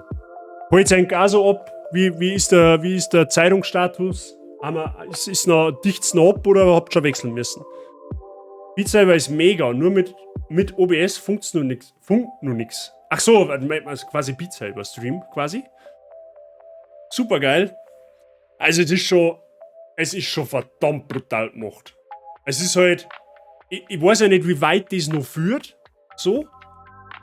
Aber was Psyche angeht, das haut schon massiv rein. Vor allem, wenn du es auf dem Headset hast. Ich höre ja jedes einzelne Knacksen, jedes Graben, jedes Kratzen. Ich höre ja alles. Ne? Ich weiß nicht, wie viel davon da im Stream rüberkommt, aber holy shit, Madison, das haut schon richtig auf deine Psyche. Holy shit. Die 3 Minuten, die ich gesehen habe, waren gut. Ja, es werden noch mehr. Es werden noch mehr. Also ich glaube, der Horror-Oktober macht dem alle Würde, dass wir, wenn wir Madison spielen. Visage ist genauso at Dead of Night. Ja, ich finde halt, also bei Visage glaube ich es auf jeden Fall sofort. Und bei Dead of Night, da ist es zumindest nicht finster. Weißt du, das klar, da kann es jetzt auch, dass der jederzeit der Idiot da seinen Base um den Bimbus zirkt. Aber bei Dead of Night ist es halt zumindest hell. Weißt du? Ich würde gern Madison in VR spielen. Nein. Ich wollte es ja so schon nie angelangen. Zuschauen und selber spielen kannst du niemals vergleichen. Ja, das sowieso. Das Ding ist ja, ich habe ja weder bei dir, noch bei der Sabi, noch bei sonst irgendwem sonderlich viel gesehen dazu. Ich war zwar im Stream, aber ich habe halt da nebenbei was anderes gemacht. Also ich weiß von dem Spiel faktisch nichts. Und das, was ich weiß, das habe ich quasi verdrängt, so auf die Art. Für mich ist es komplett blind. Ich weiß nicht, was da noch kommt. At Dead of Night ist der Jumpscare schlimmer, die Steps und das Knargertsen sind auch heftig. Also wie gesagt, von der Atmosphäre her und was ich bisher gesehen habe, ist Madison wirklich brutal. Also ich habe noch nie ein Horrorspiel gespielt, was so auf dem Level ist. So. Du weißt auch nichts mehr? Ja, perfekt. Können wir uns zusammen da. Madison im VR niemals, außer du möchtest wirklich an Herzinfarkt sterben. Ich werde vermutlich in dem Spiel auch noch, also in der Version an Herzinfarkt sterben. Dead of Night ist auch geil, aber halt anders geil. Spielen wir vielleicht nächstes Jahr im Oktober. Mal schauen. Vielleicht. Kann sich noch nicht versprechen, je nachdem wie ich den Horror-Oktober da überlebe. Haben wir ja so per se noch nie gemacht. Es hat bei mir noch keinen Horror-Oktober nicht gegeben. Aber okay. Gut. Aber sage jetzt an der Stelle auch dazu, bei aller Furcht und bei aller Bescheidenheit, die ich habe, schön, dass ihr alle da habt. Es freut mich, wenn es euch gefällt. Auch ein herzliches Willkommen nochmal an alle neuen Zuschauer, die heute durch Zabi oder gerade random dazugekommen haben. Freut mich, dass ihr da habt. Ich hoffe, ihr habt einen schönen Abend. Lohnt sich zurück. Holt sich vor allem noch die eine oder andere Unterlage für irgendeinen Sessel, wo er immer hier gerade sitzt. Ne? Weil es kann, glaube ich, noch schwitzig werden. Aber wie gesagt, ich hoffe, ihr habt einen lustigen, angenehmen Abend. Und schön, dass du hast. Freut mich narrisch. Beim Jimmy hat es mich auch gerissen und da habe ich wirklich mitgefiebert. Das habe ich, da weiß ich tatsächlich noch ein wenig mehr. Tatsächlich, von Dead of Night. Aber mal schauen. Müssen wir mal gucken, ob wir uns das nächstes Jahr anschauen. Mal schauen. Gut, Freunde der Sonne, sollten wir wieder einschauen. Da haben wir Blutsakrament, das ist ja viel noch sexy. Noch 1,5 Stunden oder 1 Viertelstunde. Wie soll ich denn das überleben?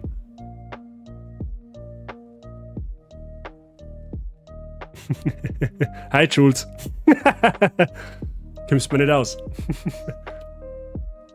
Geht ihm schon. Let's go.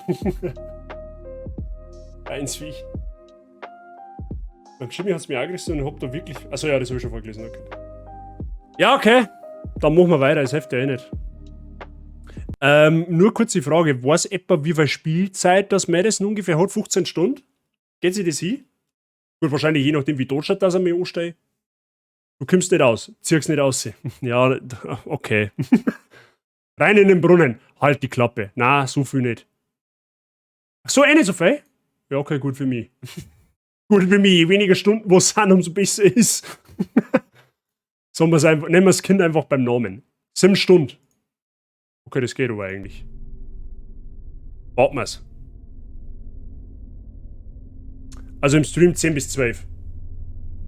Also 4 Streams in etwa. Holy shit, ey. Ich hoffe, überlebt es. Na gut, okay. Schauen wir mal. Was haben wir jetzt da?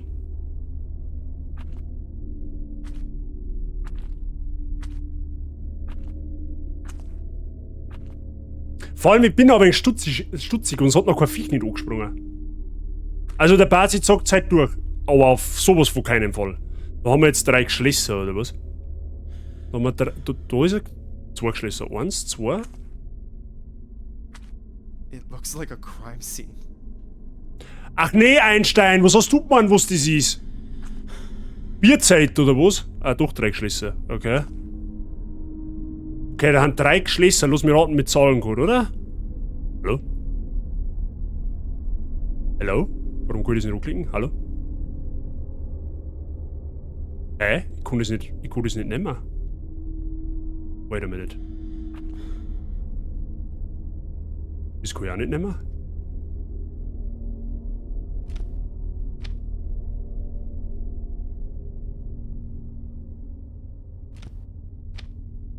Ich kann die Geschlösser nicht nehmen.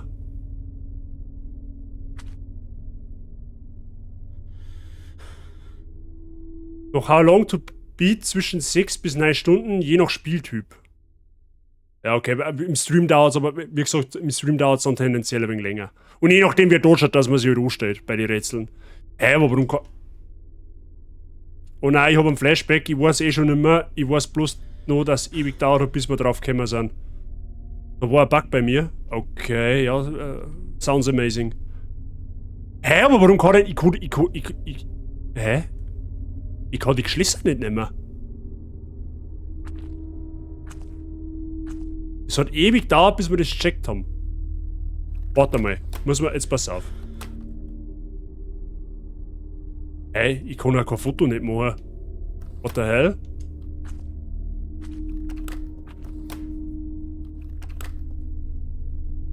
Da habe ich jetzt auch einen Bug oder was, weil ich mit nichts mehr interagieren kann. Das war's ja jetzt. Ist eine Schaufel? Okay. Will ich mit der Tier interagieren? Auch nicht. Ich kann irgendwie mit gar nichts mehr interagieren.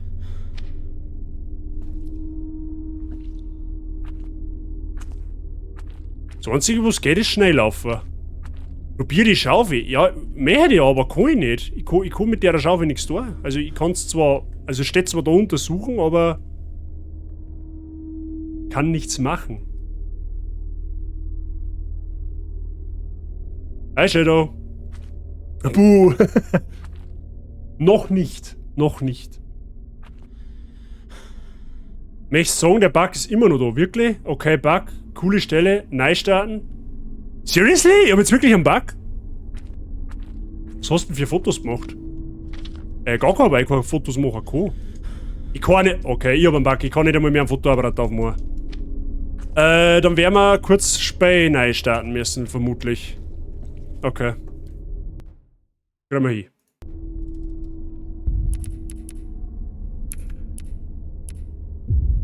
Boah, leck, ich hoffe, das Spei oder Autospeicherfunktion. Sonst haben wir jetzt ein Problem. So, verlassen wir das Ganze nochmal, machen wir es halt nochmal auf.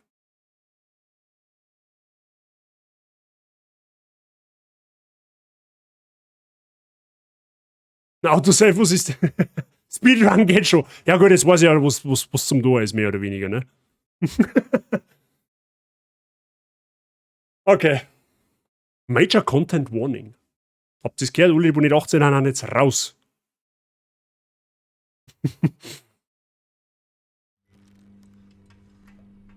So.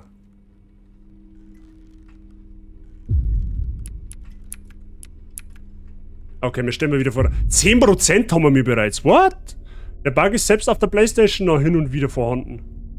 Okay, also das ist quasi ein Stater, wo es bekanntermaßen einmal buggt. Immerhin ist schon gleich halbe Simme. Hast du das bald geschafft? Für heute. Für heute. Schön. Haben da gerade mehr noch 4 Streams, wo ich das Spiel spielen muss. War jetzt beruhigender gewesen, wenn du gesagt hast, heute ist schon der 31.10. Da war es nämlich morgen vorbei. Oleg, wie gern da jetzt Lies of P spielen? Oder Lords of the Fallen? So. So, servus, ich war zum Durchsagen da. What? What is this place? This is impossible. What's wrong with me? Wir haben erst den 20.09. Was? Echt? Fuck, voll Spiel. Ja, da müssen wir. Leitern hilft's nicht, da müssen wir aussehen. Okay, kann ich jetzt da. Jetzt können wir interagieren, da siehst du das. I've seen them before. Oh Gott, du siehst ein das. Oh, I see a Saturn. Ah, da kommt wieder der Mond haben wir da. Männlichzeichen, Triangel, Saturn. Okay, ja gut.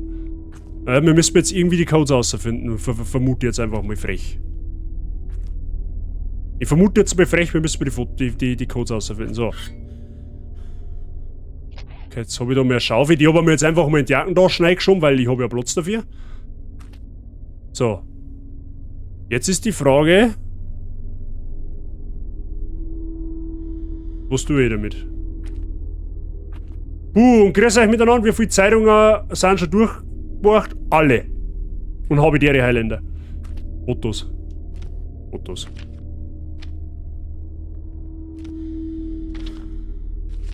Ja gut, ich vermute mal, dass uns die jetzt eher weniger helfen, die wo wir in der Bude gemacht haben, oder?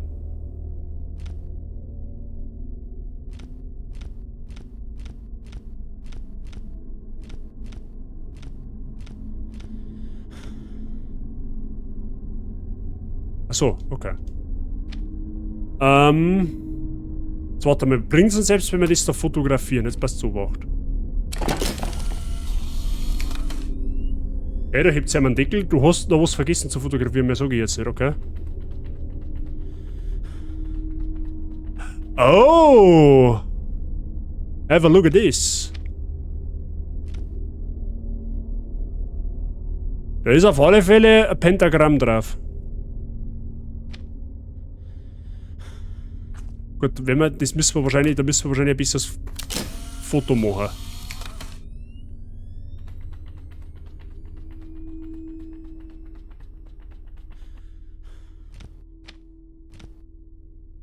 Gut, es gibt aber jetzt auch nicht wirklich Aufschluss, ne?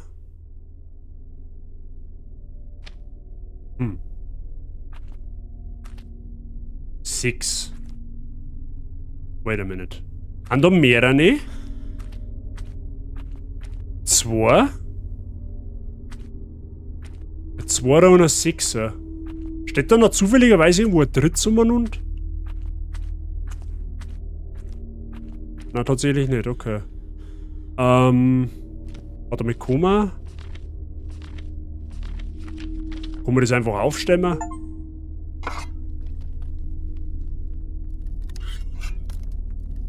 Break the shovel.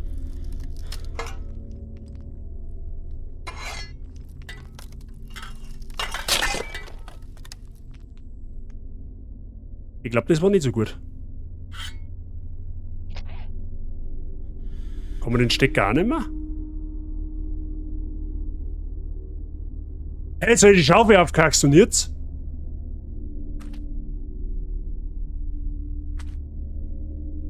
Ah, kann man jetzt? Moment einmal.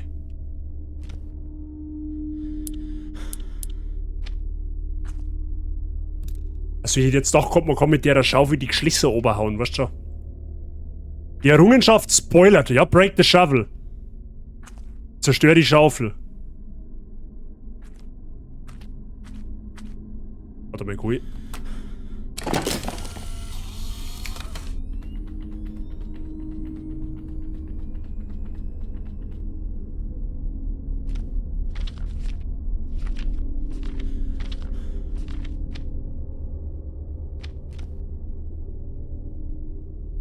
Ja gut, aber das Pentagramm per se sagt mir jetzt persönlich nix, ey.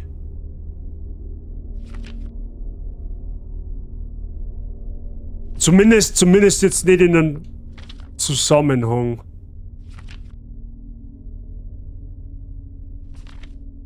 Doch, tut's. Okay. Warte mal, da haben jetzt pass auf. Auf dem Beutel schaut so aus, wie wenn 3 Zacken deutlich weiter nach außen gezogen haben wie alle anderen. Also sprich der links, der rechts und der ganz hinter. Ist das vielleicht die Seiten von den Geschlössern? Muss ja fast die Seiten von den Geschlössern sein.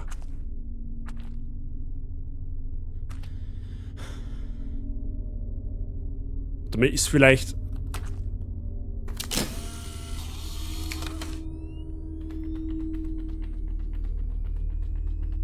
Okay, es hätte vielleicht... Moment einmal.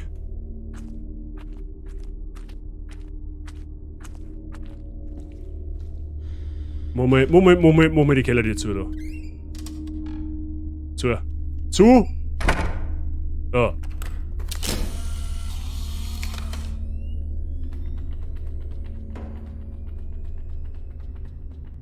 Okay, ich hätte vielleicht gemeint, dass da noch ein Hinweis steht, okay. Wo ist denn noch eins? Das ist aber auch der erste das erste sechseckige Pentagramm. Ja, wir müssen richtig einscheißen. Ich sage halt einfach Pentagramm dazu, ne? Weil so Dämonenzeichen, Dingenskirchen. Jetzt warte mal, wenn wir jetzt von da nochmal. Jetzt schauen wir, dass wir uns richtig positionieren. Wir stellen jetzt einfach mal zwischen die 2 ersten Geschlösser da einfach. Und dann mache ich da einmal ein Foto. So auf ganz triggert.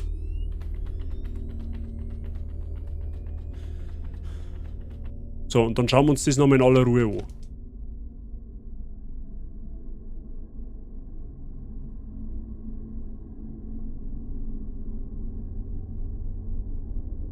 So, mache ich jetzt einfach gar nichts.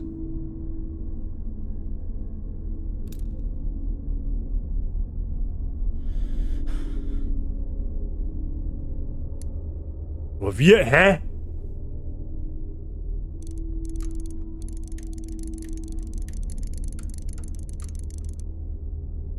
Okay.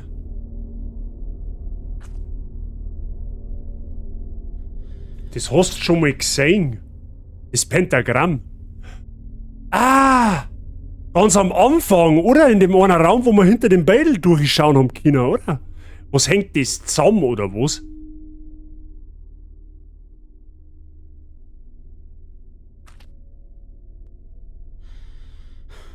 Warte mal, da waren 3 Beidel und 3 Geschlösser.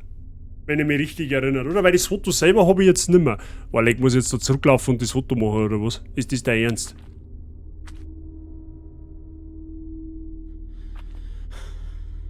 Schaut das auf dem Foto genauso aus wie das andere? Hätte ich jetzt... Nein, hätte ich jetzt nicht gesagt, das schaut anders aus. Ich hätte jetzt fast behauptet, das schaut ein bisschen anders aus. Warte mal, haben wir...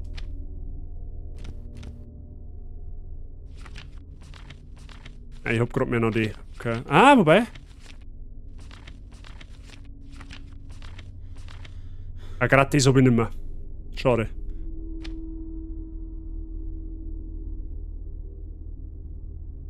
Denke wie bei Capcom. Denke wie bei Capcom. Du bist lustig.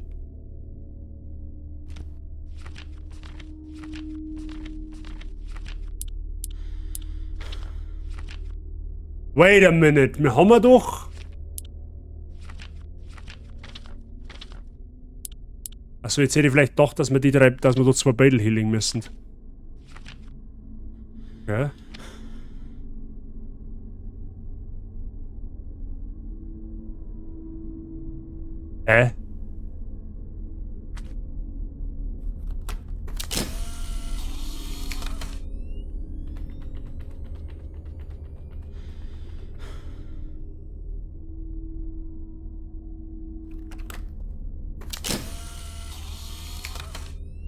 Geh mal nochmal zu dem anderen. Ist das dein Scheiß Ernst jetzt, oder was? Ich will jetzt den ganzen Weg da zurückhatschen. Ja, tolle Wurst. Mike, wenn mir jetzt irgendwas anspringt, dann mache ich dich dafür verantwortlich, ne? Ist da hoffentlich klar.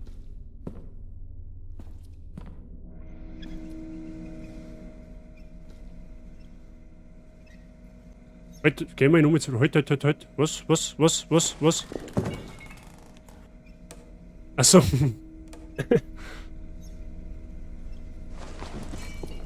Alter, wie kreiselt kann man Spiel designen? Madison-Entwickler, ja.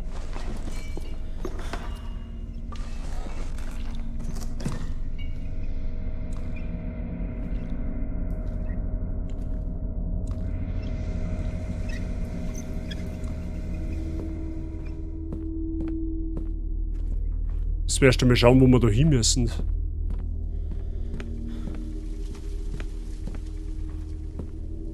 Aha!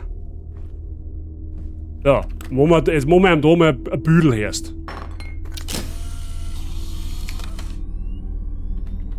Jetzt habe ich irgendwas triggert.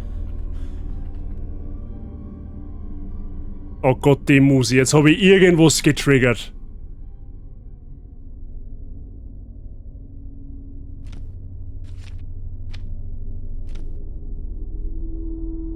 Ah, da schau her, da haben Codes drauf.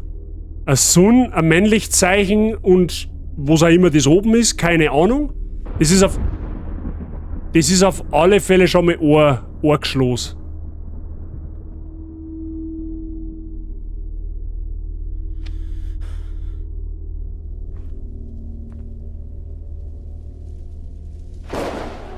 Mei, das blut's wieder.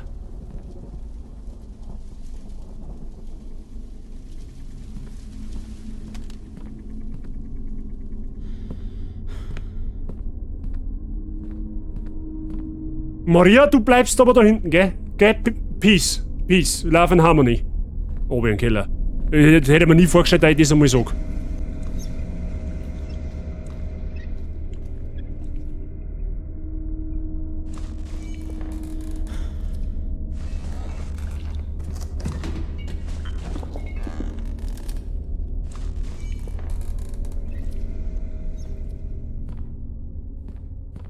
So. Hat dir schon mal einer gesagt, dass du ganz schön schwankst? Ganz ehrlich, wenn ich in dieser Situation wäre, dann wäre ich froh, wenn ich schwanken darf, weil dann würde ich es nicht mehr mitkriegen. Sag dir, wie es ist. Ne? So, jetzt passt's auf. Fotos brauchen wir.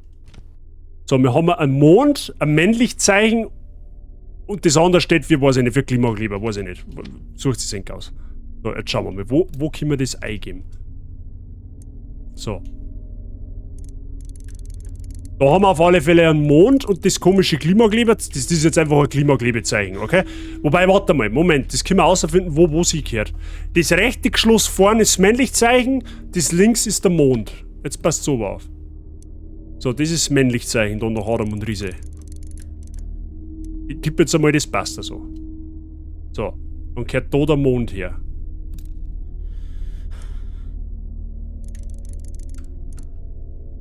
Okay?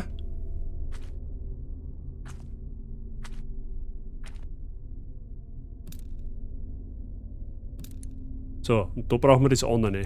Jetzt passiert gleich irgendein Scheiß, wenn ich das Geschloss aufmache. 100%.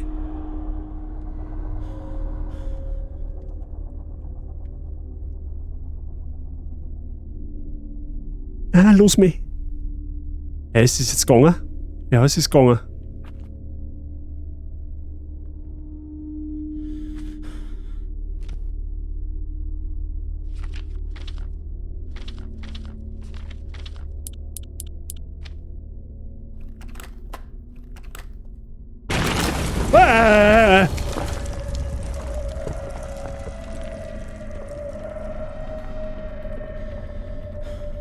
Schön!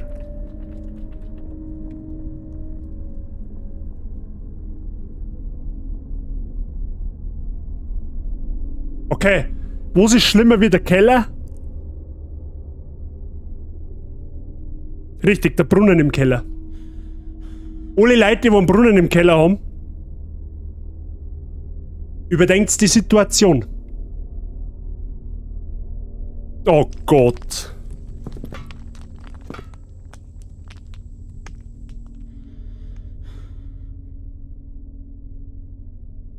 Mhm.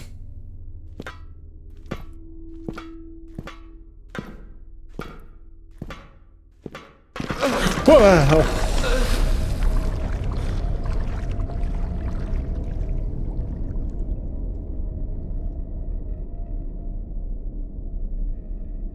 Wer baut denn dann Fernzünder in die Kamera ein?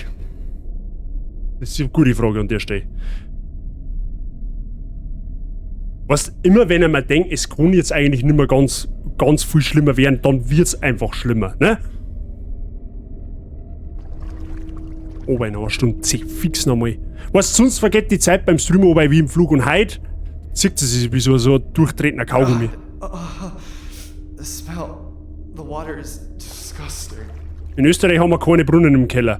Irgendwann kommt immer ein Österreicher mit einem Witz über den Keller. Canale Grande, ja.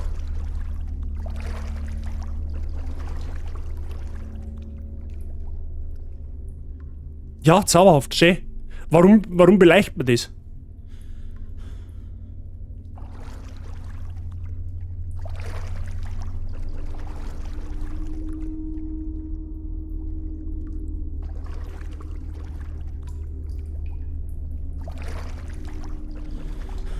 Will das angelangen? Ich glaub nicht. This box is extremely rusty. I won't be able to open it easily.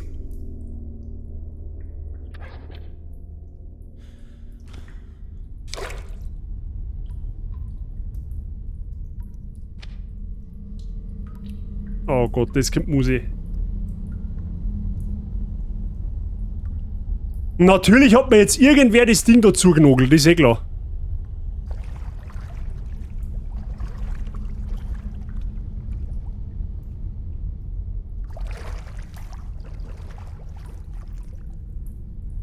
Was so, also ich war jetzt an der Stelle ich hätte jetzt ein ganz einfaches Motto, ne? Ich hätte jetzt ein ganz einfaches Motto. Ich darf mir jetzt da hinsetzen, so ganz getreu lieber der Stunger wieder freuen, ne? Ich darf da jetzt lieber elendig der Stinger da drin, ne? Bevor dass ich überhaupt noch irgendeinen Schritt weitermache. Weil vermutlich kämen wir am Ende da nicht lebendig aussehen. Wasn't there a second ago. Okay, wo ist das Messer von Resident Evil? Officer Russell? Spin the phone. Da steht auf alle Fälle irgendein Zahlencode drauf. Der kann vielleicht nur mehr wichtig werden. Russell. Ausrüsten. Hä? Ja und jetzt?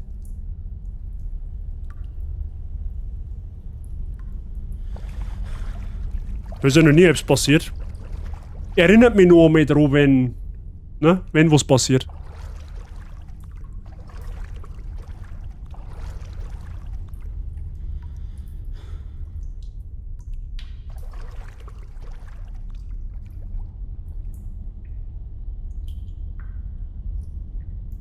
Ah, warte mal, das Licht pulsiert. Jetzt wird es stärker, stärker, stärker, stärker. Okay.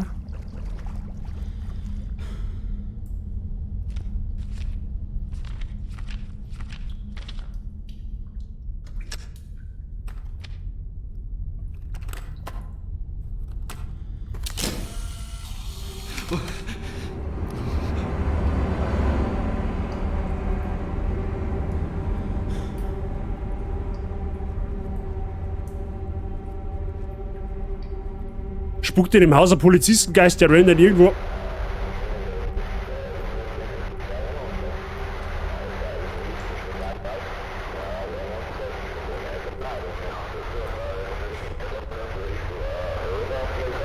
Ja, halt dein Fotzen.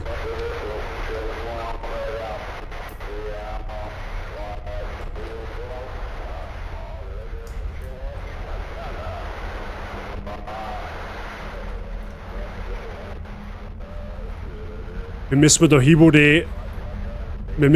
die Stimme krasser wird.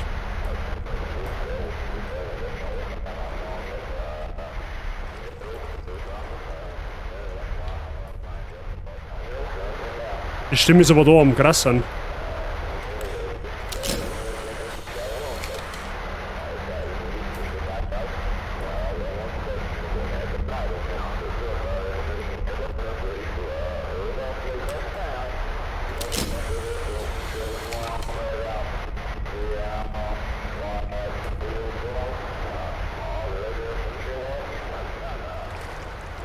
Okay, wir kommen da oben auch nicht raus. Da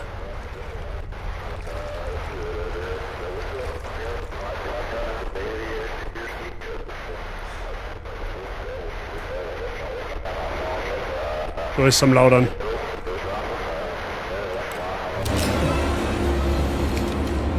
Boah, leck, was war denn das?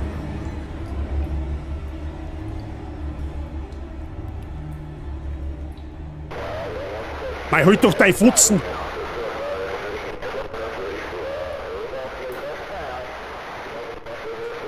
Ja, jetzt dauert es immer lang, bis mir das erste Viech springt.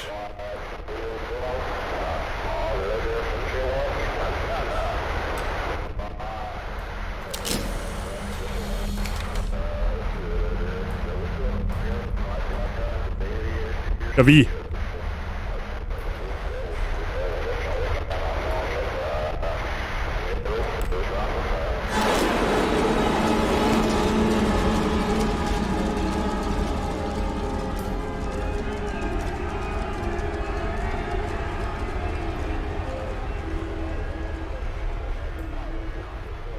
Haben wir es jetzt dann bitte?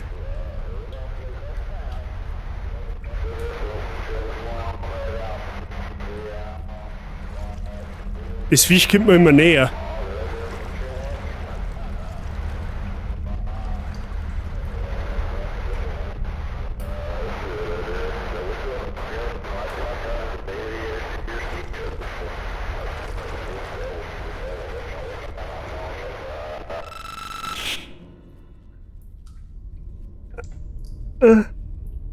Los mich. Officer Russell here. June 17th, 1987, 5:27 a.m. I am now entering Madison Hill's basement. Hill? 1987? I can see there's a sort of well in the center of the room. Ja, den haben wir schon gesehen. Looks like it's open. I'm gonna investigate further, see what's on the other side of this.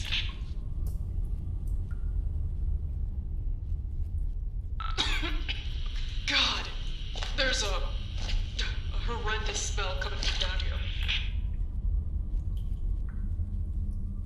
Oh God, I almost can't take it. Time to make things worse so I can't see a goddamn thing down here. Mhm, ja. Verstehe. Shit. I think I found the missing individuals.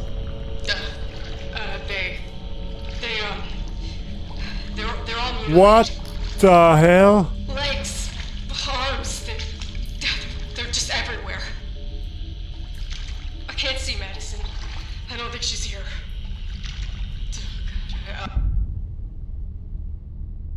Freunde der Sonne, ist es im Bereich des Möglichen, dass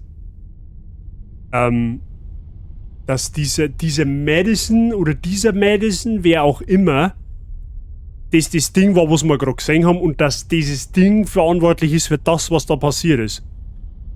Das war bestimmt der Kanalarbeiter. Ja, wahrscheinlich. Da der durchdrehen, wenn den ganzen Tag dem Gestank ausgesetzt war. Oh God. What was that? I think I'm not alone. Na? There's definitely someone here. Wenn du weiterspielst, findest du es noch heraus. Danke, Prof. Cooler Hinweis. Ich hab richtig Freude herauszufinden, was da auf sich hat. Madison? Is that you? Dann blubbert zweimal, wenn du das bist und blubbert einmal, wenn du es nicht bist.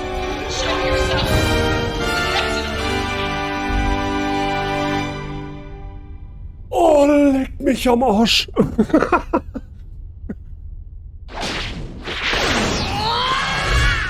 Oh Mann, oh Mann, oh Mann. Kampfcookie, danke dir für dein Raid und herzlich willkommen zu Madison. Holy shit, ich hoffe, ich überlese jetzt keinen. Deluxe Habitäre. Wir haben uns, glaube ich, gestern schon mal gelesen. Mr. Aura Habitäre. Oh, der Name ist schwarz. Dante Darkblade. Und, haben wir sonst jemanden? Ja, okay, perfekt. Der Gaming Ave, sehr gut, der ist auch wieder dabei. Wrath of Phoenix, servus, grüß dich. Leute, wie geht's euch? Kampfcookie, wie war dein Stream? Was habt ihr denn überhaupt gespielt? Wo steht denn da überhaupt? Dead by Daylight. Sehr schön. Wie war's? Ich hoffe, ihr habt einen zauberhaften Stream gehabt. Und Tani Rich, danke für dein Following. Vielen lieben Dank. Wir haben uns schon mal gelesen. Ja, du warst vor 2 Tagen, glaube ich, da. Wann hab ich gestreamt? Na, gestern, vorgestern. Ist eh wurscht. Wart sie nicht ablenken. Halt die Klappe. Wenn ein Raid einer kommt, müssen wir das natürlich schon gebührend mitnehmen.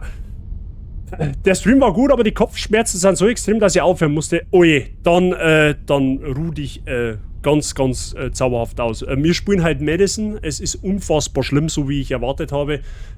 Ich scheiße mich gerade ungefähr komplett ein. Also, wenn ihr Bock auf richtig krassen Horror habt, dann seid's halt richtig. Für alle, die mich noch nicht kennen, ich bin der Basi, ihr Herz ist, ich sprich ausschließlich im Dialekt, also auf Niederbayerisch. Es sind aber trotzdem jederzeit alle anderen Dialekte oder Sprachen bei mir erwünscht. Also wenn ihr irgendwelche Fragen an mich habt, dann einfach gerne im Chat schreiben. Beziehungsweise wenn ihr was nicht versteht, dann einfach gerne im Chat nachfragen. Ich beziehungsweise die Community übersetzen sehr, sehr gerne. Schön, dass du hat's. Ich hoffe, ihr habt einen angenehmen Abend und ja, wünsche euch viel Spaß weiterhin und einen guten Aufenthalt. Die Community hat sich für Madison entschieden.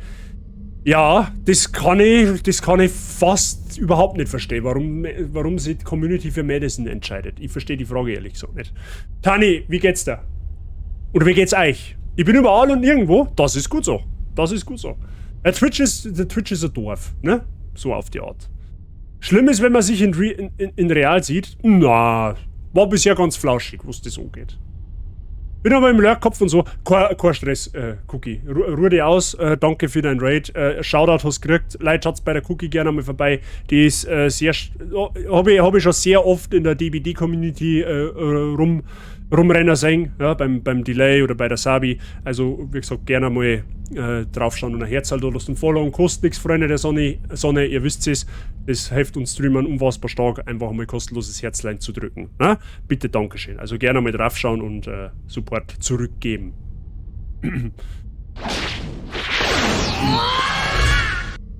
Ich freue mich, dass du da spielst. Ja. Mir steht mir die Freude nicht ins Gesicht geschrieben. Ja? Ich kenn's nicht. Wird unfassbar Schlimmheit. Deluxe und Gaming Ave, danke für eure Followings. Vielen lieben Dank. Freut mich. Danke. Metamacher? Ja, jetzt chill mal, gell?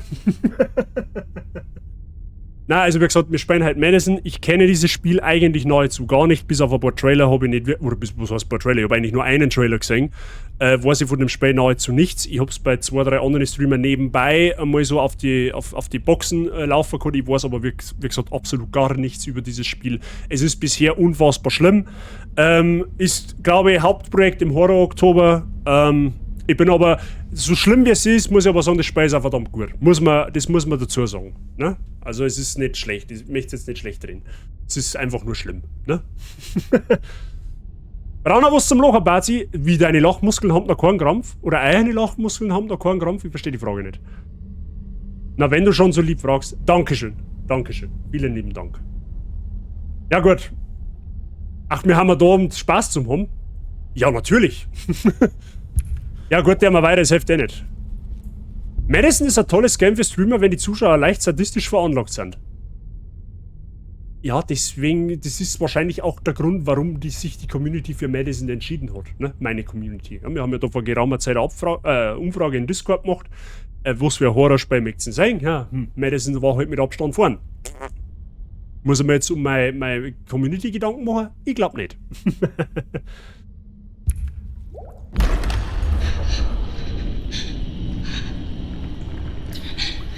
Es wird immer schlimmer. Stand back.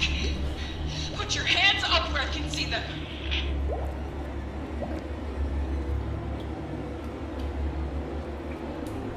Put your hands up where I can see them. Ja, toll, von den Händen ist aber nicht mehr weit über. Don't come any closer. Step back. I said step back.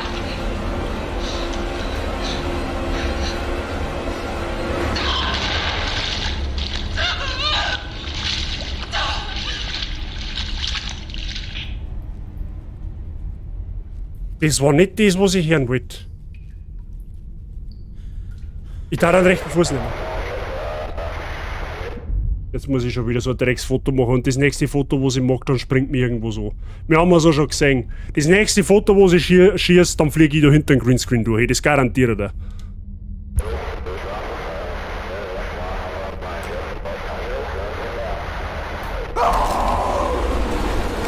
Oh, du verfickter Hurensohn, ohne Witz.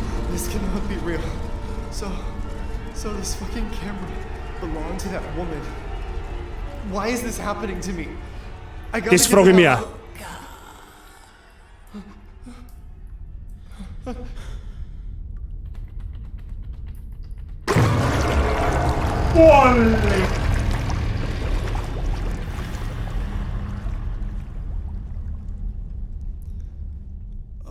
Oh God. Es ist so flauschig. Where am I? What is this place? That woman. Is it possible that she's still alive?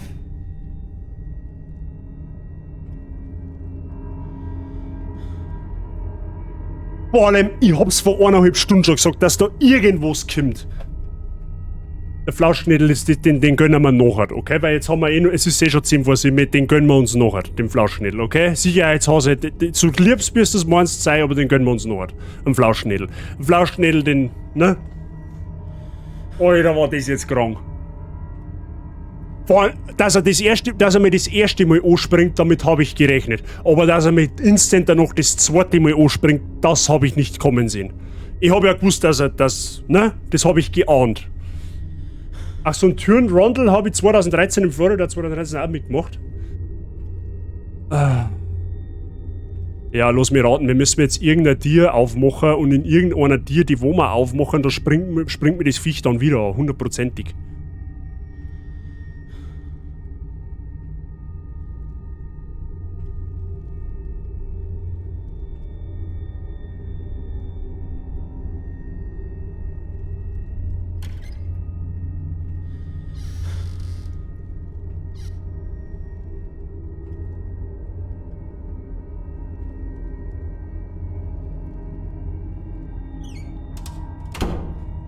Besser so.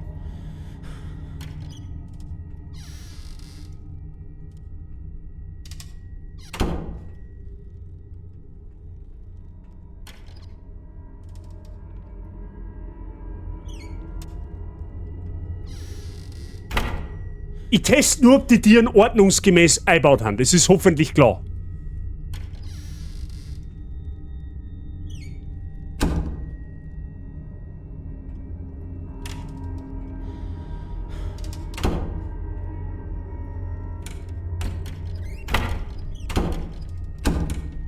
Ah, jetzt mach ich mal ein wenig Krach. Vielleicht scheißt du dann auch mal in die Hosen.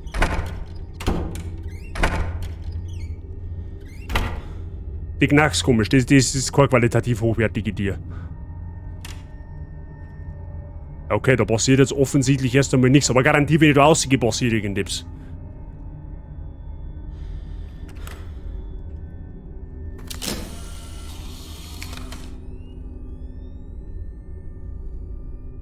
Zeit ist, habe ich ehrlich so gar nicht gesehen, dass da Fotos am Boden liegen. Aber sag mir jetzt bitte nicht, dass ich...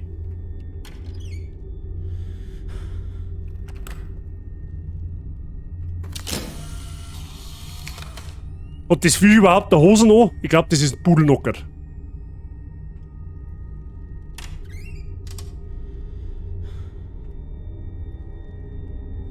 Machen wir alle auf das sauber durchzieht. Nein, ich möchte das Schlinger. Das haben wir vorher schon geklärt.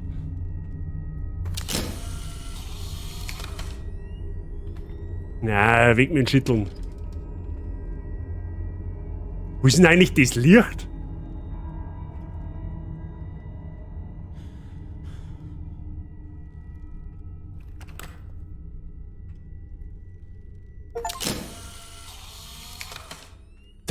Say cheese, take 50 Fotos. Ja, schön Dank gespielt. Der war Erfolg mit den Yoga schon seit meiner Kindheit hinterher.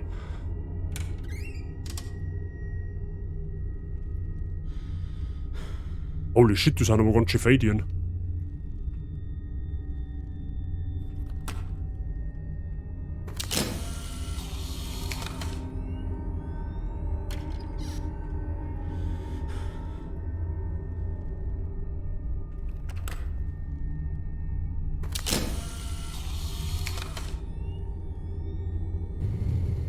Ich warte ja schon drauf. Und er wird mich sowieso erwischen, abgesehen davon. Ja? So sehr ich mich jetzt mental auf diesen Jumpscare vorbereite, er wird sowieso kommen. Ja? So und anders.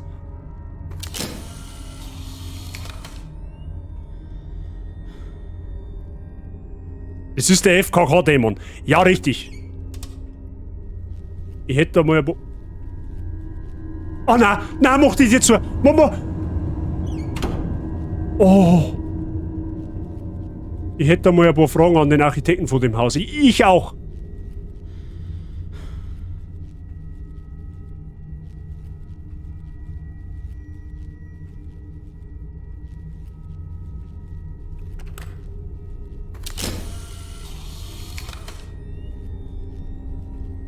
Jetzt ist aber Pause.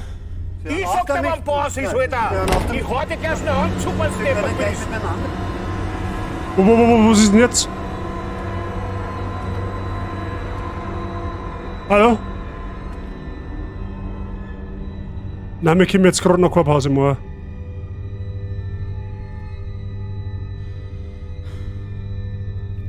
Oh, da haben Kakerlaken. Die kommen von der da einer.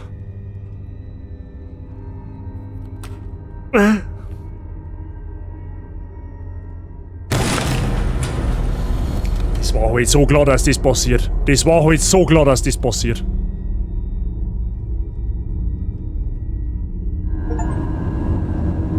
Get back to the main house for the first time. Ich glaube, ich mag nicht zurück sein.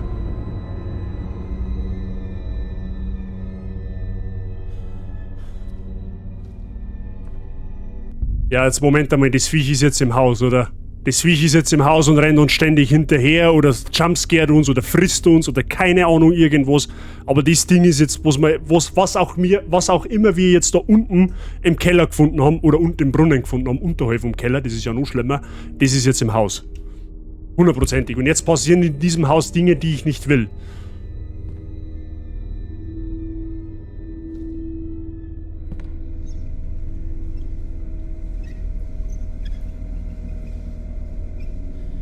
Ja, du Depp hast da unbedingt den Brunnen aufmachen müssen. Sag das nicht mir! Sag das den Spielehersteller! Ich war nicht mal in das Haus eingegangen. Ich hätte mir einfach in der Bude am ersten Zimmer hätte mir einfach vor den nicht funktionierenden Fernseher geguckt und gewartet, bis dass ich da stehe. Ich sag's nochmal dazu. Das ist nicht auf meinem Mist gewachsen. Ich hätte das ganz anders gelöst.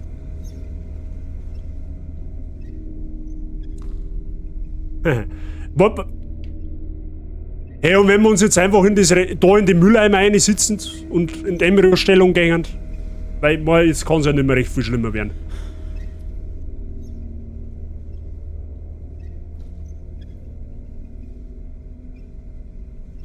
Sagt es der Community, sie haben das... Ja genau, sagt es der Community, sagt es nicht mir. Wir hätten heute Resi 2 entspannt spielen können, ja, das war deutlich entspannter wie das jetzt. Weil sich hätte das Haus anzünden, fertig. Ja, richtig. Ja, okay, fickt's, du kannst vergessen, dass ich da jetzt durchgehe. Du kannst mir fett am Arsch legen. Wenn's nicht fähig hat, die scheiß Stromrechnung zum Zahlen, weißt, ich hab auch Rechnungen zum Zahlen und es ist nicht immer schön. Aber sein Strom muss man ja den erst einmal noch zahlen können. Das kannst du nicht jetzt vergessen, dass ich da hintergehe. Lass mich raten, ich muss da fotografieren, damit ich ein Licht habe. Und wenn ich da eine fotografiere, dann springt mich wieder irgendwo an. Sagt es doch gleich, wie es ist. Man kann auf dem DC die besten Stellen nachschauen. Ja, der Prof ist übrigens wieder massivst dankenswerterweise an der Stelle bemüht, auf meinen Discord-Server Clips zu posten. Ja, von der ganzen Anstalt da halt. Ja, also, ein Grund, schau mir mehr auf meinen Discord-Server zum kommen. Gerade für alle Neuen ist das vielleicht was Interessantes. Ne? Bitte, Dankeschön. Prof Clipmaster, danke dafür. Los, Glurak, Flammenwurf. Ja, Feuersturm. Lohe Kanonade, such das aus. Irgendwas. Flammenwurf ist das kasig. Mit Flammenwurf findest du da keinen Gemüsehandel mehr. Das garantiere ich dir.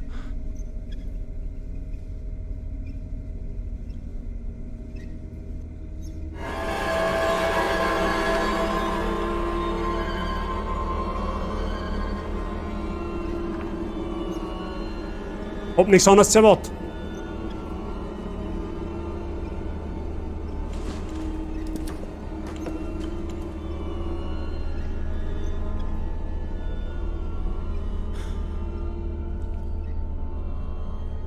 Ist jetzt ohne Witz jeder verfickte Gang so finster?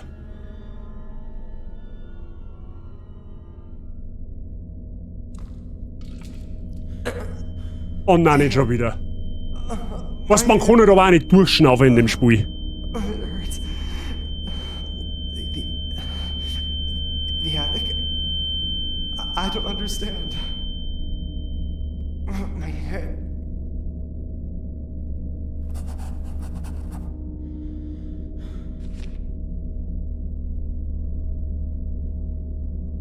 Okay, nur fürs Protokoll. Die Entwickler von diesem Spiel müssen absolut geisteskranke Psychopathen sein. Was in ein Horrorspiel einem in den Keller zu schicken, ist das eine, ne? Das ist eine Sache. Die ist absolut vertretbar, ja?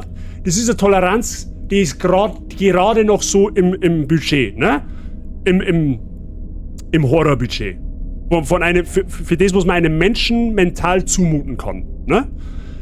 Aber ein Spiel zu entwickeln, wo man in den Keller muss, dann sogar noch unter den Keller muss, weil es ist ja sinnvoll, dass man in seinen Keller dann noch in ein Horrorhaus, im Keller einen Brunnen einbaut, der noch tiefer geht.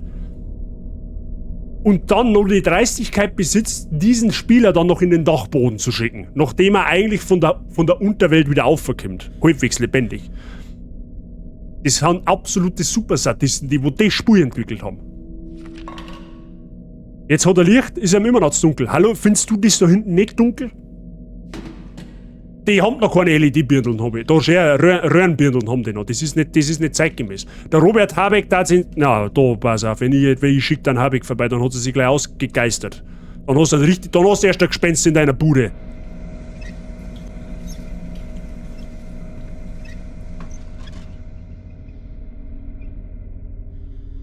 So, und wo ist der geschissene Dachboden jetzt?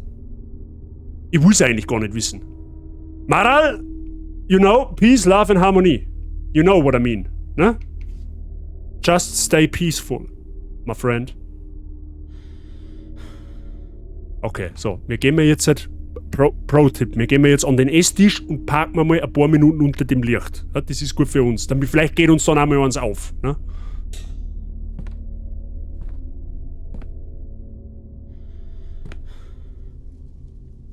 So, passt unter den Ventilator. Das glaube ich ist ganz zauberhaft da. So, schauen wir mal. Da haben Kakerlaken da oben. Ja, so, wir müssen wahrscheinlich der Kakerlakenspur irgendwie nachher, oder? So sehe ich das. Bestimmt ist er oben am Dachboden. Ja, natürlich ist der oben am Dachboden, weil sonst müsste man da nicht hin, ne? Das ist jetzt ganz einfach. Haus anzünden, Versicherung kassieren und irgendwo ganz weit wegziehen. Ja, machen wir so. Wir suchen jetzt einen Bunsenbrenner, einen sauberen, einen staubigen, bisschen Öl, bisschen Benzin und dann wird's schon werden. Dann wird's schon irgendwie werden. Sehr streng noch sind wir. Kreuzsakrament. Die Uhr ist aber heute auch wieder nicht für mich, gell? Oh, was haben wir da? Da kann man das einsetzen, oder? Nein, kann man nicht. Okay.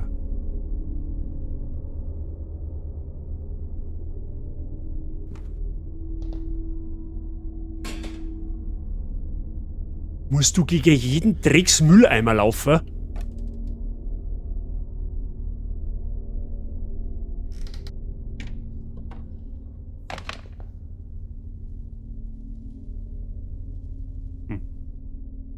Aber von dort, da kommen irgendwo Kakerlaken her. Komm mal da durch.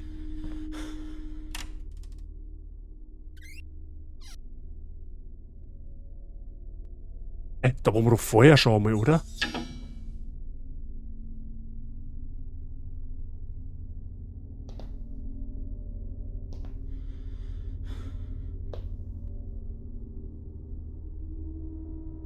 Da waren wir auf jeden Fall schon.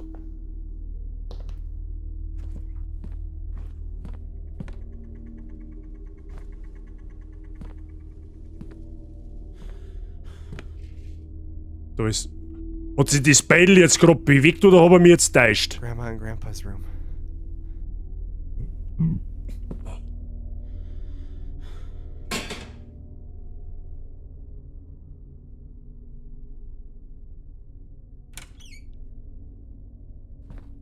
Oh, da haben Pillen. Oh, leck. Alles auf X. It smells awful. Da ist Scheißheißel zu. Must be clogged. Warum? So, die Frage ist jetzt, warum ist das Scheißhaus zugenagelt? Do not use. Chains? Maybe I can break them with something. Ah, Moment mal, wir haben doch eine Schaufel, oder?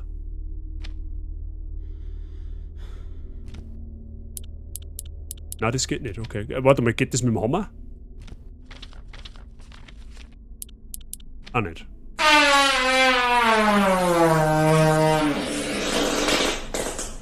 Ja, der Breselwitz, das tut ja. Ich wünsche euch einen schönen Abend, bye bye. Tani, vielen lieben Dank, dass du da warst und nochmal danke für dein Following. Ich wünsche dir natürlich auch einen ganz schönen Abend. Hoffentlich bis bald. Da hat einer reingekackt und sich gedacht, ich dürfte lebensgefährlich. Nein, ich sag da, was da passiert ist. Da hat einer reingeschissen, hat beim Weltrekordsamt angerufen und hat gesagt, hey, ich glaube, ich hab da einen Weltrekord, Bro. Da ist der größte Scheißhaufen drinnen, wo die Welt je gesehen hat. Und der stammt wahrscheinlich von mir selber. Wenn's befragst.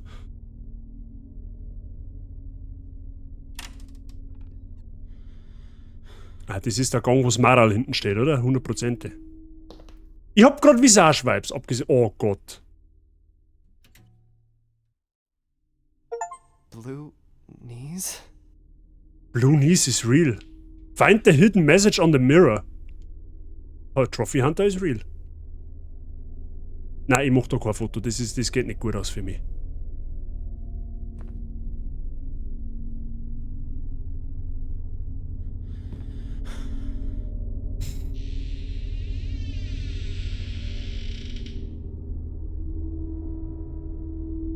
Ich habe eigentlich die Tür aufgemacht, dass es durchzieht. So. Freunde der Sonne, ich stelle mir jetzt schon mal drauf ein, dass diese Gestalt da mir jetzt dann gleich entgegenfliegt. Ich stelle mir jetzt einfach drauf ein, der Dämon ist jetzt da in der Bude, oder was auch immer das für ein Ding ist. Ne? Blue Knees, vielleicht hat er sich ja irgendwo angerannt. Ja, wahrscheinlich. Hey Basi, darf ja Vermutung loswerden? Vermut einmal. Los einmal die Vermutung los. Ne? So, kotz dich aus.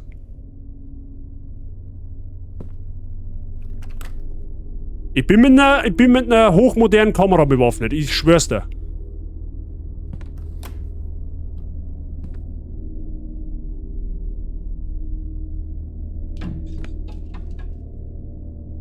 Da ist eine Uhr dran. Da ist dicht. Trinken? Ja. Ich sag's Ihnen ganz, ich weiß es zu schätzen, dass ihr um meine Dehydration bemüht seid, aber ohne Scheiß, ich mag grad gar nichts trinken. Ich sag's Ihnen, ich trinke schon, wenn ich, ne? In Kich oben an der Wand war eine Reihe Bilder mit einem roten Bild in der Mitte, ein Fotomacher beim Durchgang. Mrs. Birgit, merci, gut aufpasst. Hinweise dürft's mir gern geben, das ist überhaupt kein Thema nicht. So, beim Durchgang waren mehrere Beidel in der Mitte. Wo in der Kich? Lieber der Dirst wieder voran. Ja, genau, so. In der Kich oben an der Wand war eine Reihe Bilder mit einem roten Bild in der Mitte. Ein Fotomacher. Mit einem roten Beidel. So, ich bin da mal raus. Night City ruft, einen schönen Abend noch. Flash, danke dir fürs Zuschauen und ich wünsche dir viel Spaß in Night City. Ja, und danke dir fürs Dasein. Wir machen mal nicht mal allzu lang. Wir haben es auch gleich überstanden. Birgit, ich weiß jetzt gerade nicht. Ach, da oben! Tatsächlich. Gut aufpasst. Na, dann spring halt wenigstens gleich raus.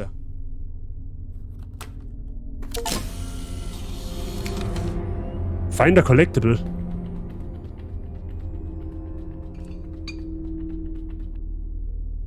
Okay. Bringt mir das jetzt irgendwas?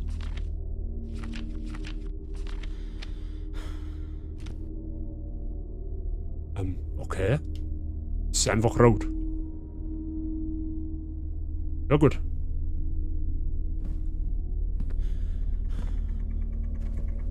Ja, wir werden da wahrscheinlich Richtung Maral hinter müssen, das ist so wie ich das sehe. Wir müssen auf alle Fälle irgendwie einen Dachbaum finden.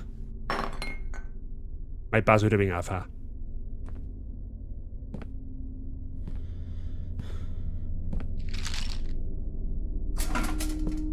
Alter, da steht doch niemals irgendein Eimer umeinander. Das kannst du doch am Bläden verzeihen.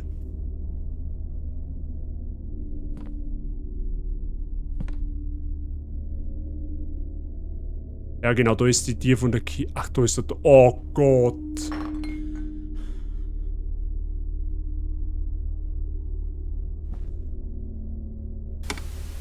Ja, schalt mal im Fernseher ein. Das ist glaube ich, jetzt sauer auf die Idee. Dann ist jetzt ein bisschen eine menschliche Kulisse da, ne? Da ist zu. Okay. So, wenn ich jetzt das fotografiere, springt mir das Viech dann an.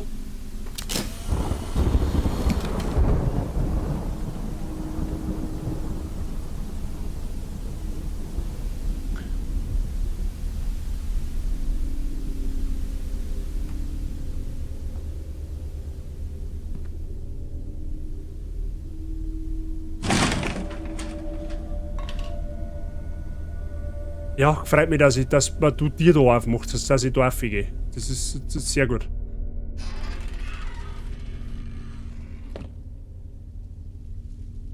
Are you serious? Ich glaube, das ist der Bock an meine Nerven nicht mehr.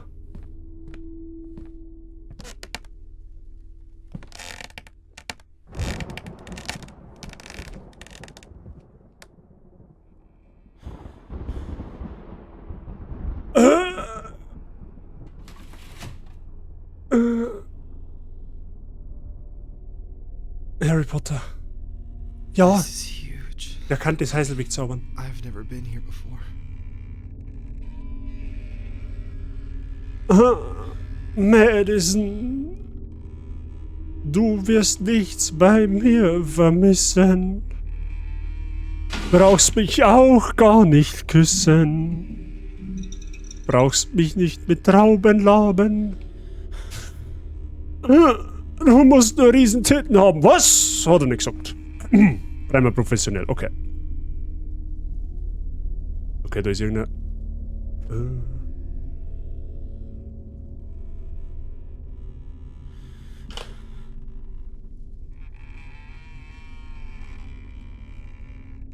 Das hört sich an, wie wenn unter dem Bredel einer einen massiven Bräselfetzen abdruckert hat. Na, alles gut, keine Sorge. So, okay, jetzt passt's auf. Jetzt, was haben wir denn da? Ah, da ist wieder so eine Drecks-Kuckucksuhr. Wie viele Kuckucksuhren hängen denn in der Bude überhaupt? Jetzt passt's auf. So, kann man das da rein tun? Nein, kann man nicht, okay. Du hast den Schlüssel gesehen? Leck, was knackst denn da so kreiselig, Mensch?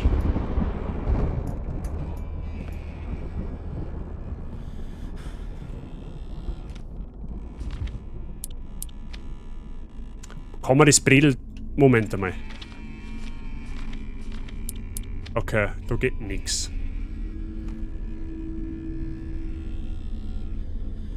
The shape of this portrait is quite strange. True Story? Das gehört wahrscheinlich irgendwo hin. Mescalin habe ich die. Da muss jetzt irgendwo... Ach, da hinten, da schon her. Da haben wir ein Foto, das gehört auf alle Fälle da hin. Also vermute ich jetzt einfach mal frech. Oh, nein, das passt nicht ganz. Halt!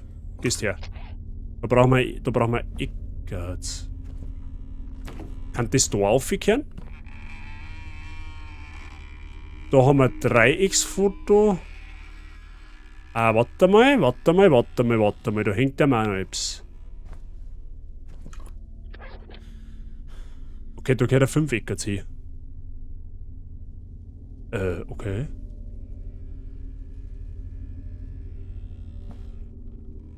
Warte mal, wo ist... Viereck haben wir da ein Hintergrund, right?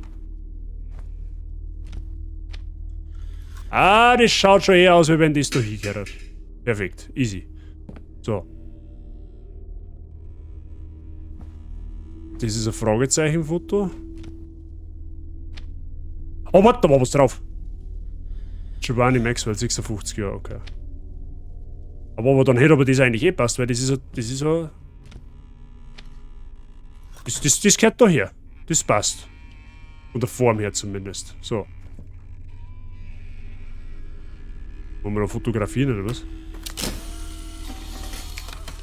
Oder auch nicht. Oh, was haben wir da?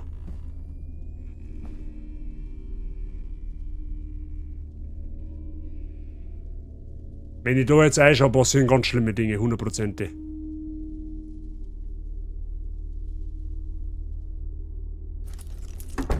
$43. 43.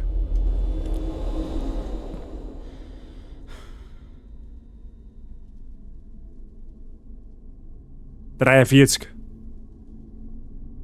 47 hätte ich jetzt verstanden, aber 43.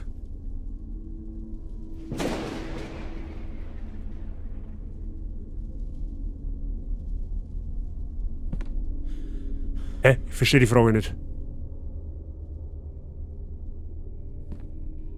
Warte mal.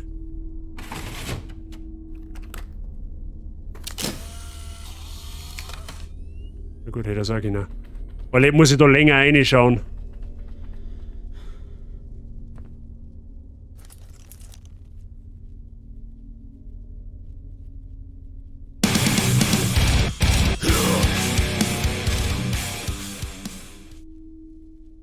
Du Arschloch. Oh, wie die. Ja, okay, 43, aber was.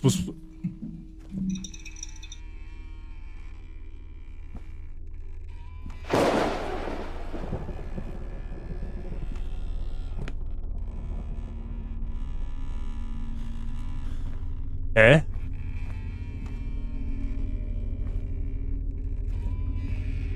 Oh, was haben wir da?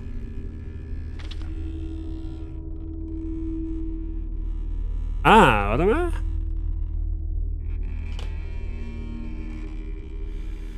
Age is just a number you can add or subtract, but at the end of the day, when the time comes, you die anyways. Addieren und subtrahieren. Wir haben jetzt, was haben wir gerade? 43. 43. Und da haben wir, auf dem Bild ist ein Alter gestanden. 56, 43, 56 und auf dem Burmbeil ist auch noch ein Alter drauf wahrscheinlich, oder? 5. 5, 43 und, nein, was? 56, 59. Hast du den Schlüssel schon gesehen? Was für ein Schlüssel? Schlüssel? Wo ist der Schlüssel? Wo ist der Schlüssel?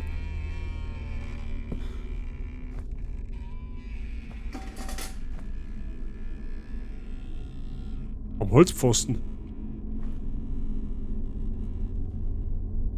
Respekt, gut aufpasst. Aber für was wird der Holzschlüssel jetzt gut sein?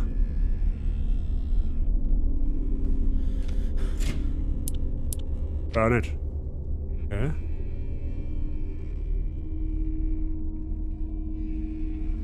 Da geht jetzt auch nichts. Wir müssen auf alle Fälle da irgendwie hin.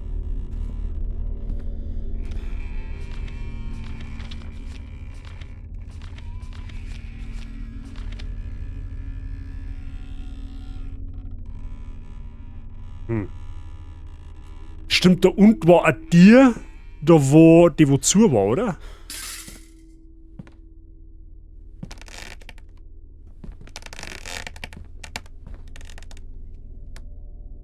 Irgendein Tier war da zugespielt. Die da hinten, oder? 43 was killed by a 3-year-old woman was killed by a police officer. The 43 police officer. The 43 was killed by a 3-year-old woman was killed by a police officer. The 43 police officer. The 43 was killed by a 3-year-old police officer. Och, die Gaudi aus. I gotta find a way to open this door if I want to get out of this house. Okay. Die war zu da, glaube ich, oder?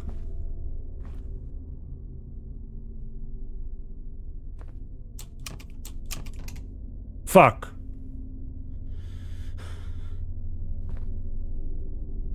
Stimmt, das Klo kann natürlich auch gehen, gell?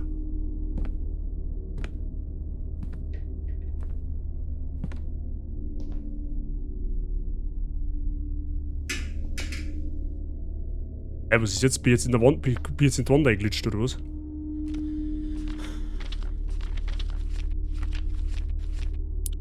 Ah, das geht auch nicht. Die Pärchentür, nein, die geht nicht. Irgendwas übersehen wir mir da. Ich glaube, wir haben an dem Dachboden noch nicht ganz fertig.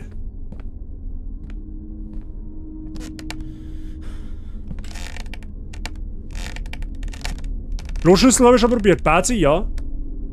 Dann rechts im Gang rein. Hä? Am Schlüssel ist ein Herz. Ach, echt? Oh, true. Okay, das sind richtige Big Brains. Das sind Details, die ich alle übersehe. Stimmt, warte mal, die Tür von Oma und Opa ist auch zu, meine ich, oder? Ich schaue da oben so vorsichtig ums Eck, nicht, dass man, ne?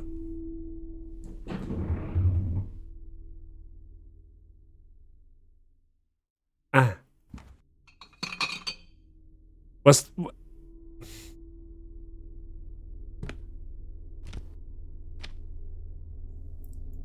Danke.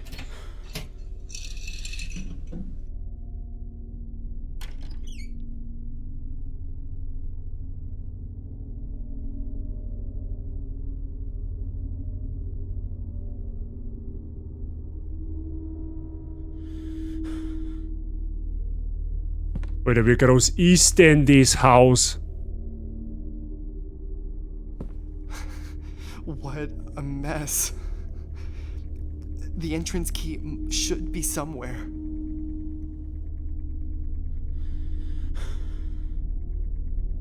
Überall hängt gefühlt, an jeder Wand hängen gefühlt 100 Fotos von der alten da. Ist das Madison?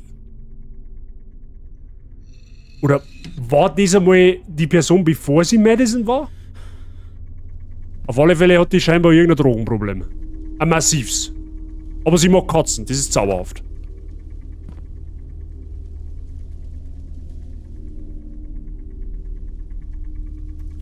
Why would he keep all this? Grandma died a long time ago.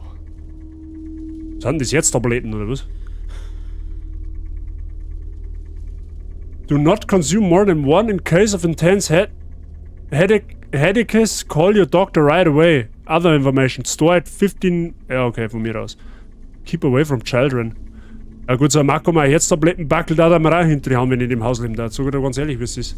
Kini Winnie, hab ich mag auch gekotzt und bin ein bisschen durch. Servus bei dir. Ja, ich bin auch durch. Menschlich, geistig, körperlich, mental. Die Spur ist ja, das ist wahrlich, ist das geisteskrank. Wie geht's? Ich hoffe, dein Stream war heute halbwegs in Ordnung. Aber Freunde der Sonne. Weißt du, was Enki sag? Weißt du, was Enki sag? Lasst mich aus, ich bin durch. Ja, Kim sofort. Ich nehme halt jede Behandlung nehme ich an, die wo ich kriegen kann, wenn ich in dem Haus leben darf. Ja, da kannst du schon wackeln jetzt. Die Tür ist jetzt zu. Das interessiert mich gar nicht. Aber weißt du, was Enki sag, Freunde der Sonne? Ich sag Enki, was Enki sag. Ich sag Enki Folgendes. Ich sag Enki, dass wir mir da heute einen Cut machen. Wir machen da jetzt heute einen Cut, okay? Wir machen da einen Cut. Das glaube ich passt ganz gut. Wir haben jetzt in Großmutters und Großvaters Zimmer, da wo das Haus scheinbar nur mal riesengroß weitergeht. Und das erfahren wir dann wahrscheinlich am Wochenende, je nachdem. Na, du hörst jetzt nicht auf, oder? Doch, leider schon. Wir sind seit über 2,5 Stunden live. Du hast dich super geschlagen. Holy moly, was ist denn das bitte für ein krankes Spiel? Holy fucking shit. Ohne Witz, das Spiel ist unfassbar schlimm, aber es ist gleichzeitig unfassbar gut gemacht. Holy fucking shit. Ich hätte nicht gedacht, dass es so massiv brutal ist. Okay, was bist du jetzt? Tini, du bist sehr herzlich eingeladen, beim nächsten Madison-Stream dabei zu sein. Oder schau da gern die Wort an, die haben gespeichert. Du kannst das ganze Name vom Fahren in Ruhe genießen. Also du wirst dich wahrscheinlich ins Fäustchen lochen und teilweise vielleicht auch eignädeln. Also ich glaube, ich bin jetzt durch den Stream 1 Kilo leichter. Ungefähr. Es geht noch weiter. Ich glaub schon. Ich glaube schon, ja. Speisest du weiter? Ja, natürlich. Wir spielen Madison fertig. Madison ist sozusagen mehr oder weniger das Hauptprojekt im Horror-Oktober. Ne? Also, wie gesagt, wir spielen. Also, jetzt der nächste Stream voraussichtlich, das weiß ich noch nicht hundertprozentig, ist am Freitag auf die Nacht. Da spielen wir mit Resi 2 weiter, mit dem Remake. Da haben wir am Sonntag angefangen. Es wird quasi so ein bisschen ein Wechsel. Wir spielen einmal Resident Evil 2 und einmal Madison. Und so im Wechsel. Und das ziehen wir den ganzen Oktober durch. Ne? Jetzt soll natürlich Madison im nächsten Stream fertig sein. Wo sie nicht glaubt, dann fangen wir noch irgendein anderes Horrorspiel an. Ist aber sowieso klar. Aber wir spielen auf alle Fälle Madison fertig. Ja, definitiv. GG zauberhaft. Ja, ich glaub, also am Anfang habe ich mir wegen Deutschland angestellt, aber ich glaube so alles in allem, glaube ich, bin ich ganz gut dabei, meine ich, oder? So als an meine Horror-Kollegen oder beziehungsweise an meine Horror-Pro-Streamer und Pro-Kollegen, ich glaube, dass das zum Zuschauer ganz, dass das ganz okay war. Dein Wort schau mal in der Nachtschicht an, freue mich schon.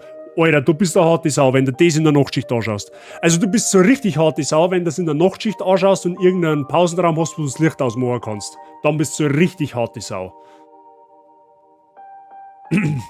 Aber ja, wie gesagt, schau da so, du wirst deine Freude haben dabei. Ja, hilft nichts. Tini, hast du Madison schon mal gespielt? Hast du oder generell hast du so eine Art Horrorspiel schon mal gezockt? Ich bin stolz auf dich. Dankeschön, Sabi. Das freut mich. Mein Respekt, du hast dich wirklich gut gehalten. Ja, es war aber auch nicht einfach. Nein, nur zugeschaut? Okay, ja gut. Nein, also, du wirst, wie gesagt, ich glaube, dass Community, die halt da waren, die waren sehr unterhalten. Kann ich mir ganz gut vorstellen. Du hast Resident Evil 7 in VR gespielt. Respekt. Resi Sim ist auch nicht übel gewesen. Das haben wir vor 2 Jahren oder ja, hübsch vor 2 Jahren. Das war, glaube ich, das erste Horrorspiel, was ich auf meinem Twitch-Kanal gespielt habe. Aber Resi Sim war richtig gut. Hat mir auch sehr, sehr gut gefallen. War ein starkes Spiel. Aber halt nicht in VR, halt die normale PC-Version. Oder was auf der Playstation. Weiß ich nicht mehr genau. Keine Ahnung. Aber meine Community will unbedingt, dass ich ein Horror-Game spiele, weil ich so mega schreckhaft bin. Ich gebe da jetzt imaginär meine Hand. Es ist bei mir genau das Gleiche. Ohne Witz, meine Freundin und ich, im seltenen Fall, dass wir uns mal einen Horrorfilm anschauen oder im Kino in irgendeinem Film sind, ich bin der Erste, der wo schreckt. Sie ist eisern, die schreckt sie nicht, die holt sie maximal einmal bei mir ein, aber die ist null schreckhaft. Wenn Frau Basi jetzt da neben mir gesessen war, den ganzen Stund, die hätte es wahrscheinlich nicht einmal gerissen. Und dann hätte sie dann einfach gesagt, hey, du Männer. Unterhalten war es auf jeden Fall. Das freut mich. Das freut mich, wenn es euch gefällt hat. Und dann habe ich schon alles richtig gemacht, ne? Nur die Alerts haben zu hohen Cooldown. Ja, das ist auch gut so. Das ist auch gut so.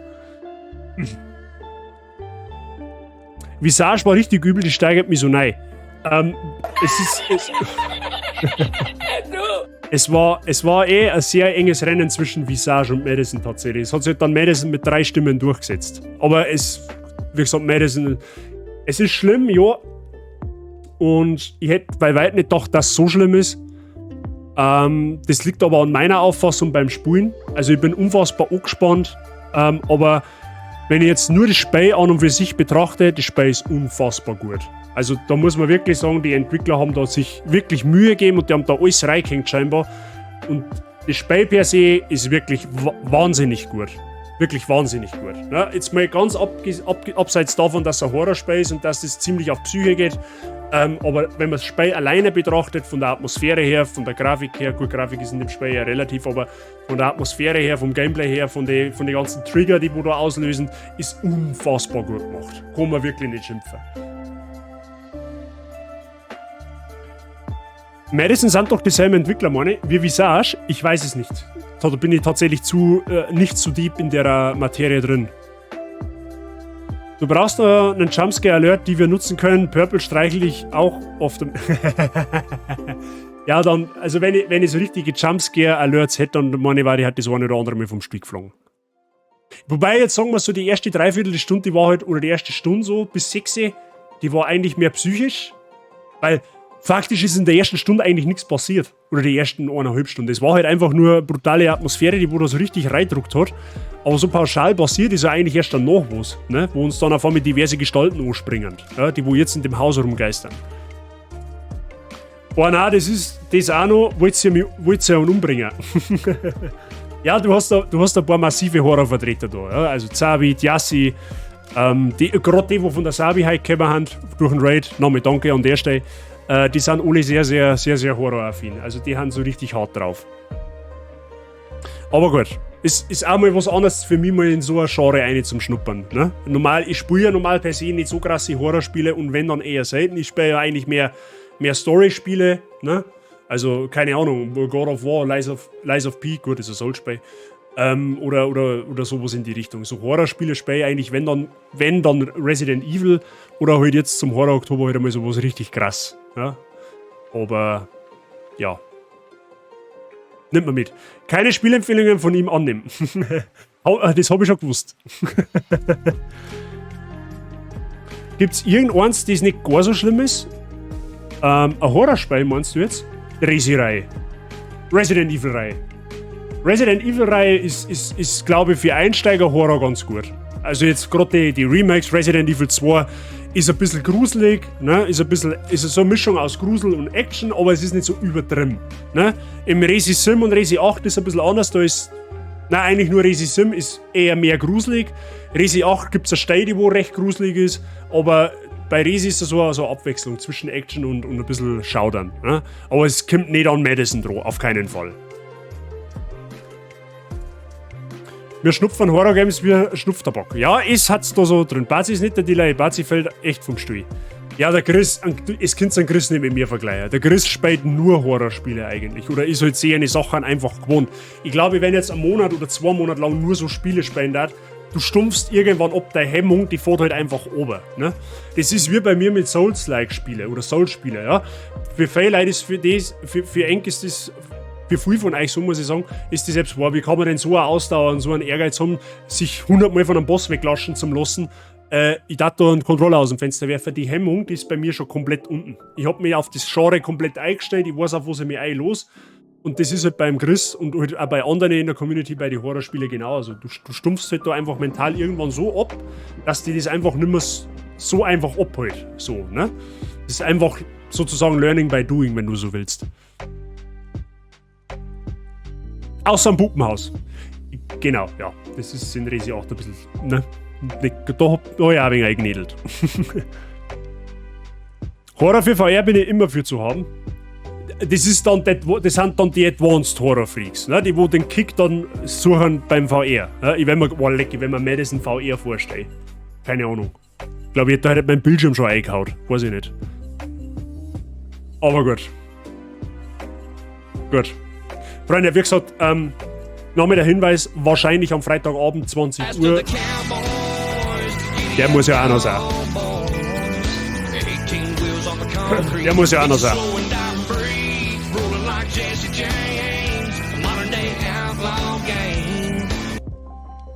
Aber der hätte gut zu Fuß. Nein, was ich sagen wollte. Wahrscheinlich Freitagabend 20 Uhr. Ist noch nicht hundertprozentig sicher, muss ich schauen. Eventuell Resident Evil 2 Remake. Dann spielen wir da weiter. Für den Fall, Leute, es sei eh schon mal erwähnt worden, gerade für die Neuer, schaut bitte auf meinen Discord-Server gern vorbei. Da kommt immer Ankündigung und ein Streamplan, wann ich live gehe und was für ein Tag, was für eine Uhrzeit und was für ein Spiel gespielt wird. Da hat es immer auf dem Laufenden und auf dem Neuesten, wo es das angeht. Kommt da gern drauf. Unterhaltet euch gern mit mir, mit dem Rest der Community über allerlei Themen. Ich darf mich narrisch freuen, wenn es dazukommt. Habe ich auch heute schon mal erwähnt, es sind halt unfassbar viele neue Leute dazugekommen. Vielen lieben Dank an alle neuen Follower, die da dazugekommen haben. Es freut mich narrisch, dass da hat. Vielleicht ist noch der eine oder andere unter euch, dem wo das taugt, was ich da betreibe. Gerade jetzt im Horror-Oktober. Schaut noch, ob es noch followen könnt. Das kostet euch nichts. Hilft aber unfassbar schwer weiter. Ja, danke für den Support heute auf alle Fälle.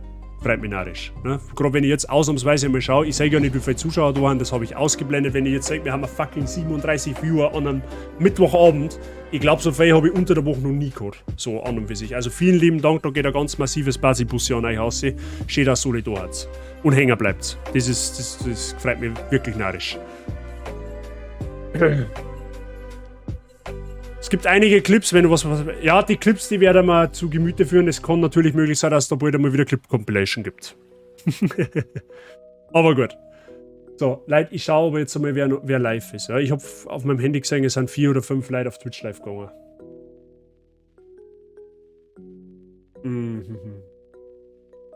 Wo wollen wir denn hin? Wollen wir zur Hand? Wollen wir zu Mario Kart? Wollen wir zu DBD?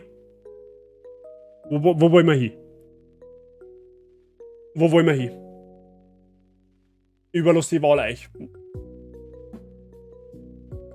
Narias spät DVD, ja. Ich hab auch schon erzählen, nicht mehr geradet. Tatsächlich. Hi-Fi Rush. Lies of P hätte ich auch. Ja, Lies of P hat Mike ist dann bei mir gesehen, gell?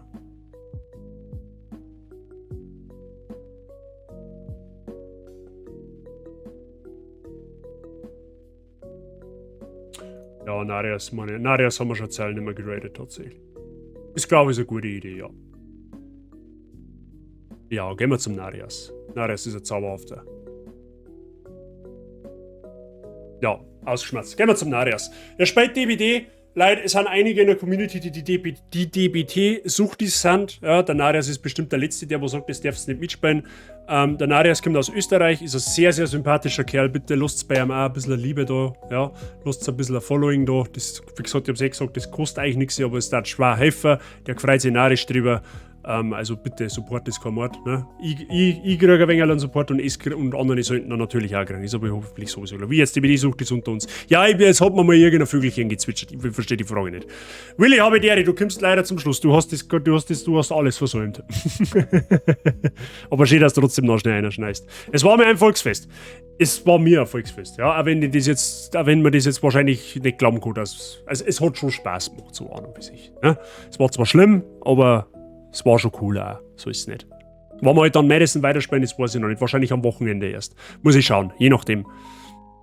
Danke für den nicen Horror-Stream. Ich sag Dankeschön, dass Uli da wart. Ja, ich brauche sich nicht dafür bedanken. Ich sag Dankeschön fürs Dasein, fürs immer wieder Dasein, fürs Zuschauen, fürs Mitfiebern, fürs Miträtseln, fürs was das selber ist, fürs Supporten etc. pp. Und ja, genau. Gut. Hilft nicht, aber davon geht. Die Welt nicht unter. Wünsche euch alle noch einen schönen Abend. Danke, Willi. Dir natürlich auch. Wie gesagt, Watt für diejenigen, die gerade dazugekommen oder heute einen Teil nicht gesehen haben, schaut euch einfach Watt an. Ja, die bleibt online 3 Monate auf Twitch und kommt dann auch auf YouTube. Ja, also das wird auch ein YouTube, da wird es eine Playlist geben dafür. Und ja, eng allen einen schönen Abend. Der Raid-Command steht für Follower und für Subs. Oder für Non-Subs, besser gesagt. Und ja, schön beim Narias einfügen. Community Support Blutgrätschen machen, ja, und Supporten nicht vergessen, gell? Wir sehen uns dann voraussichtlich Freitag wieder oder halt spätestens irgendwann am Wochenende. Wie gesagt, im Discord gebe ich es bekannt, kommt da drauf. Und dann sage ich vielen lieben Dank fürs Zuschauen, für den Support halt, für die Bits, für, weiß ich nicht, ob wir Subs gehabt haben. Ja, Subs haben wir gehabt, für die Resubs, für die ganzen neuen Follower nochmal. Hat euch einen schönen Abend, euch viel Spaß bei DVD und bis wahrscheinlich Freitag auf Nacht. Viert euch. Oh, Gott sei Dank ist die Sommer. Leckt mich am Arsch.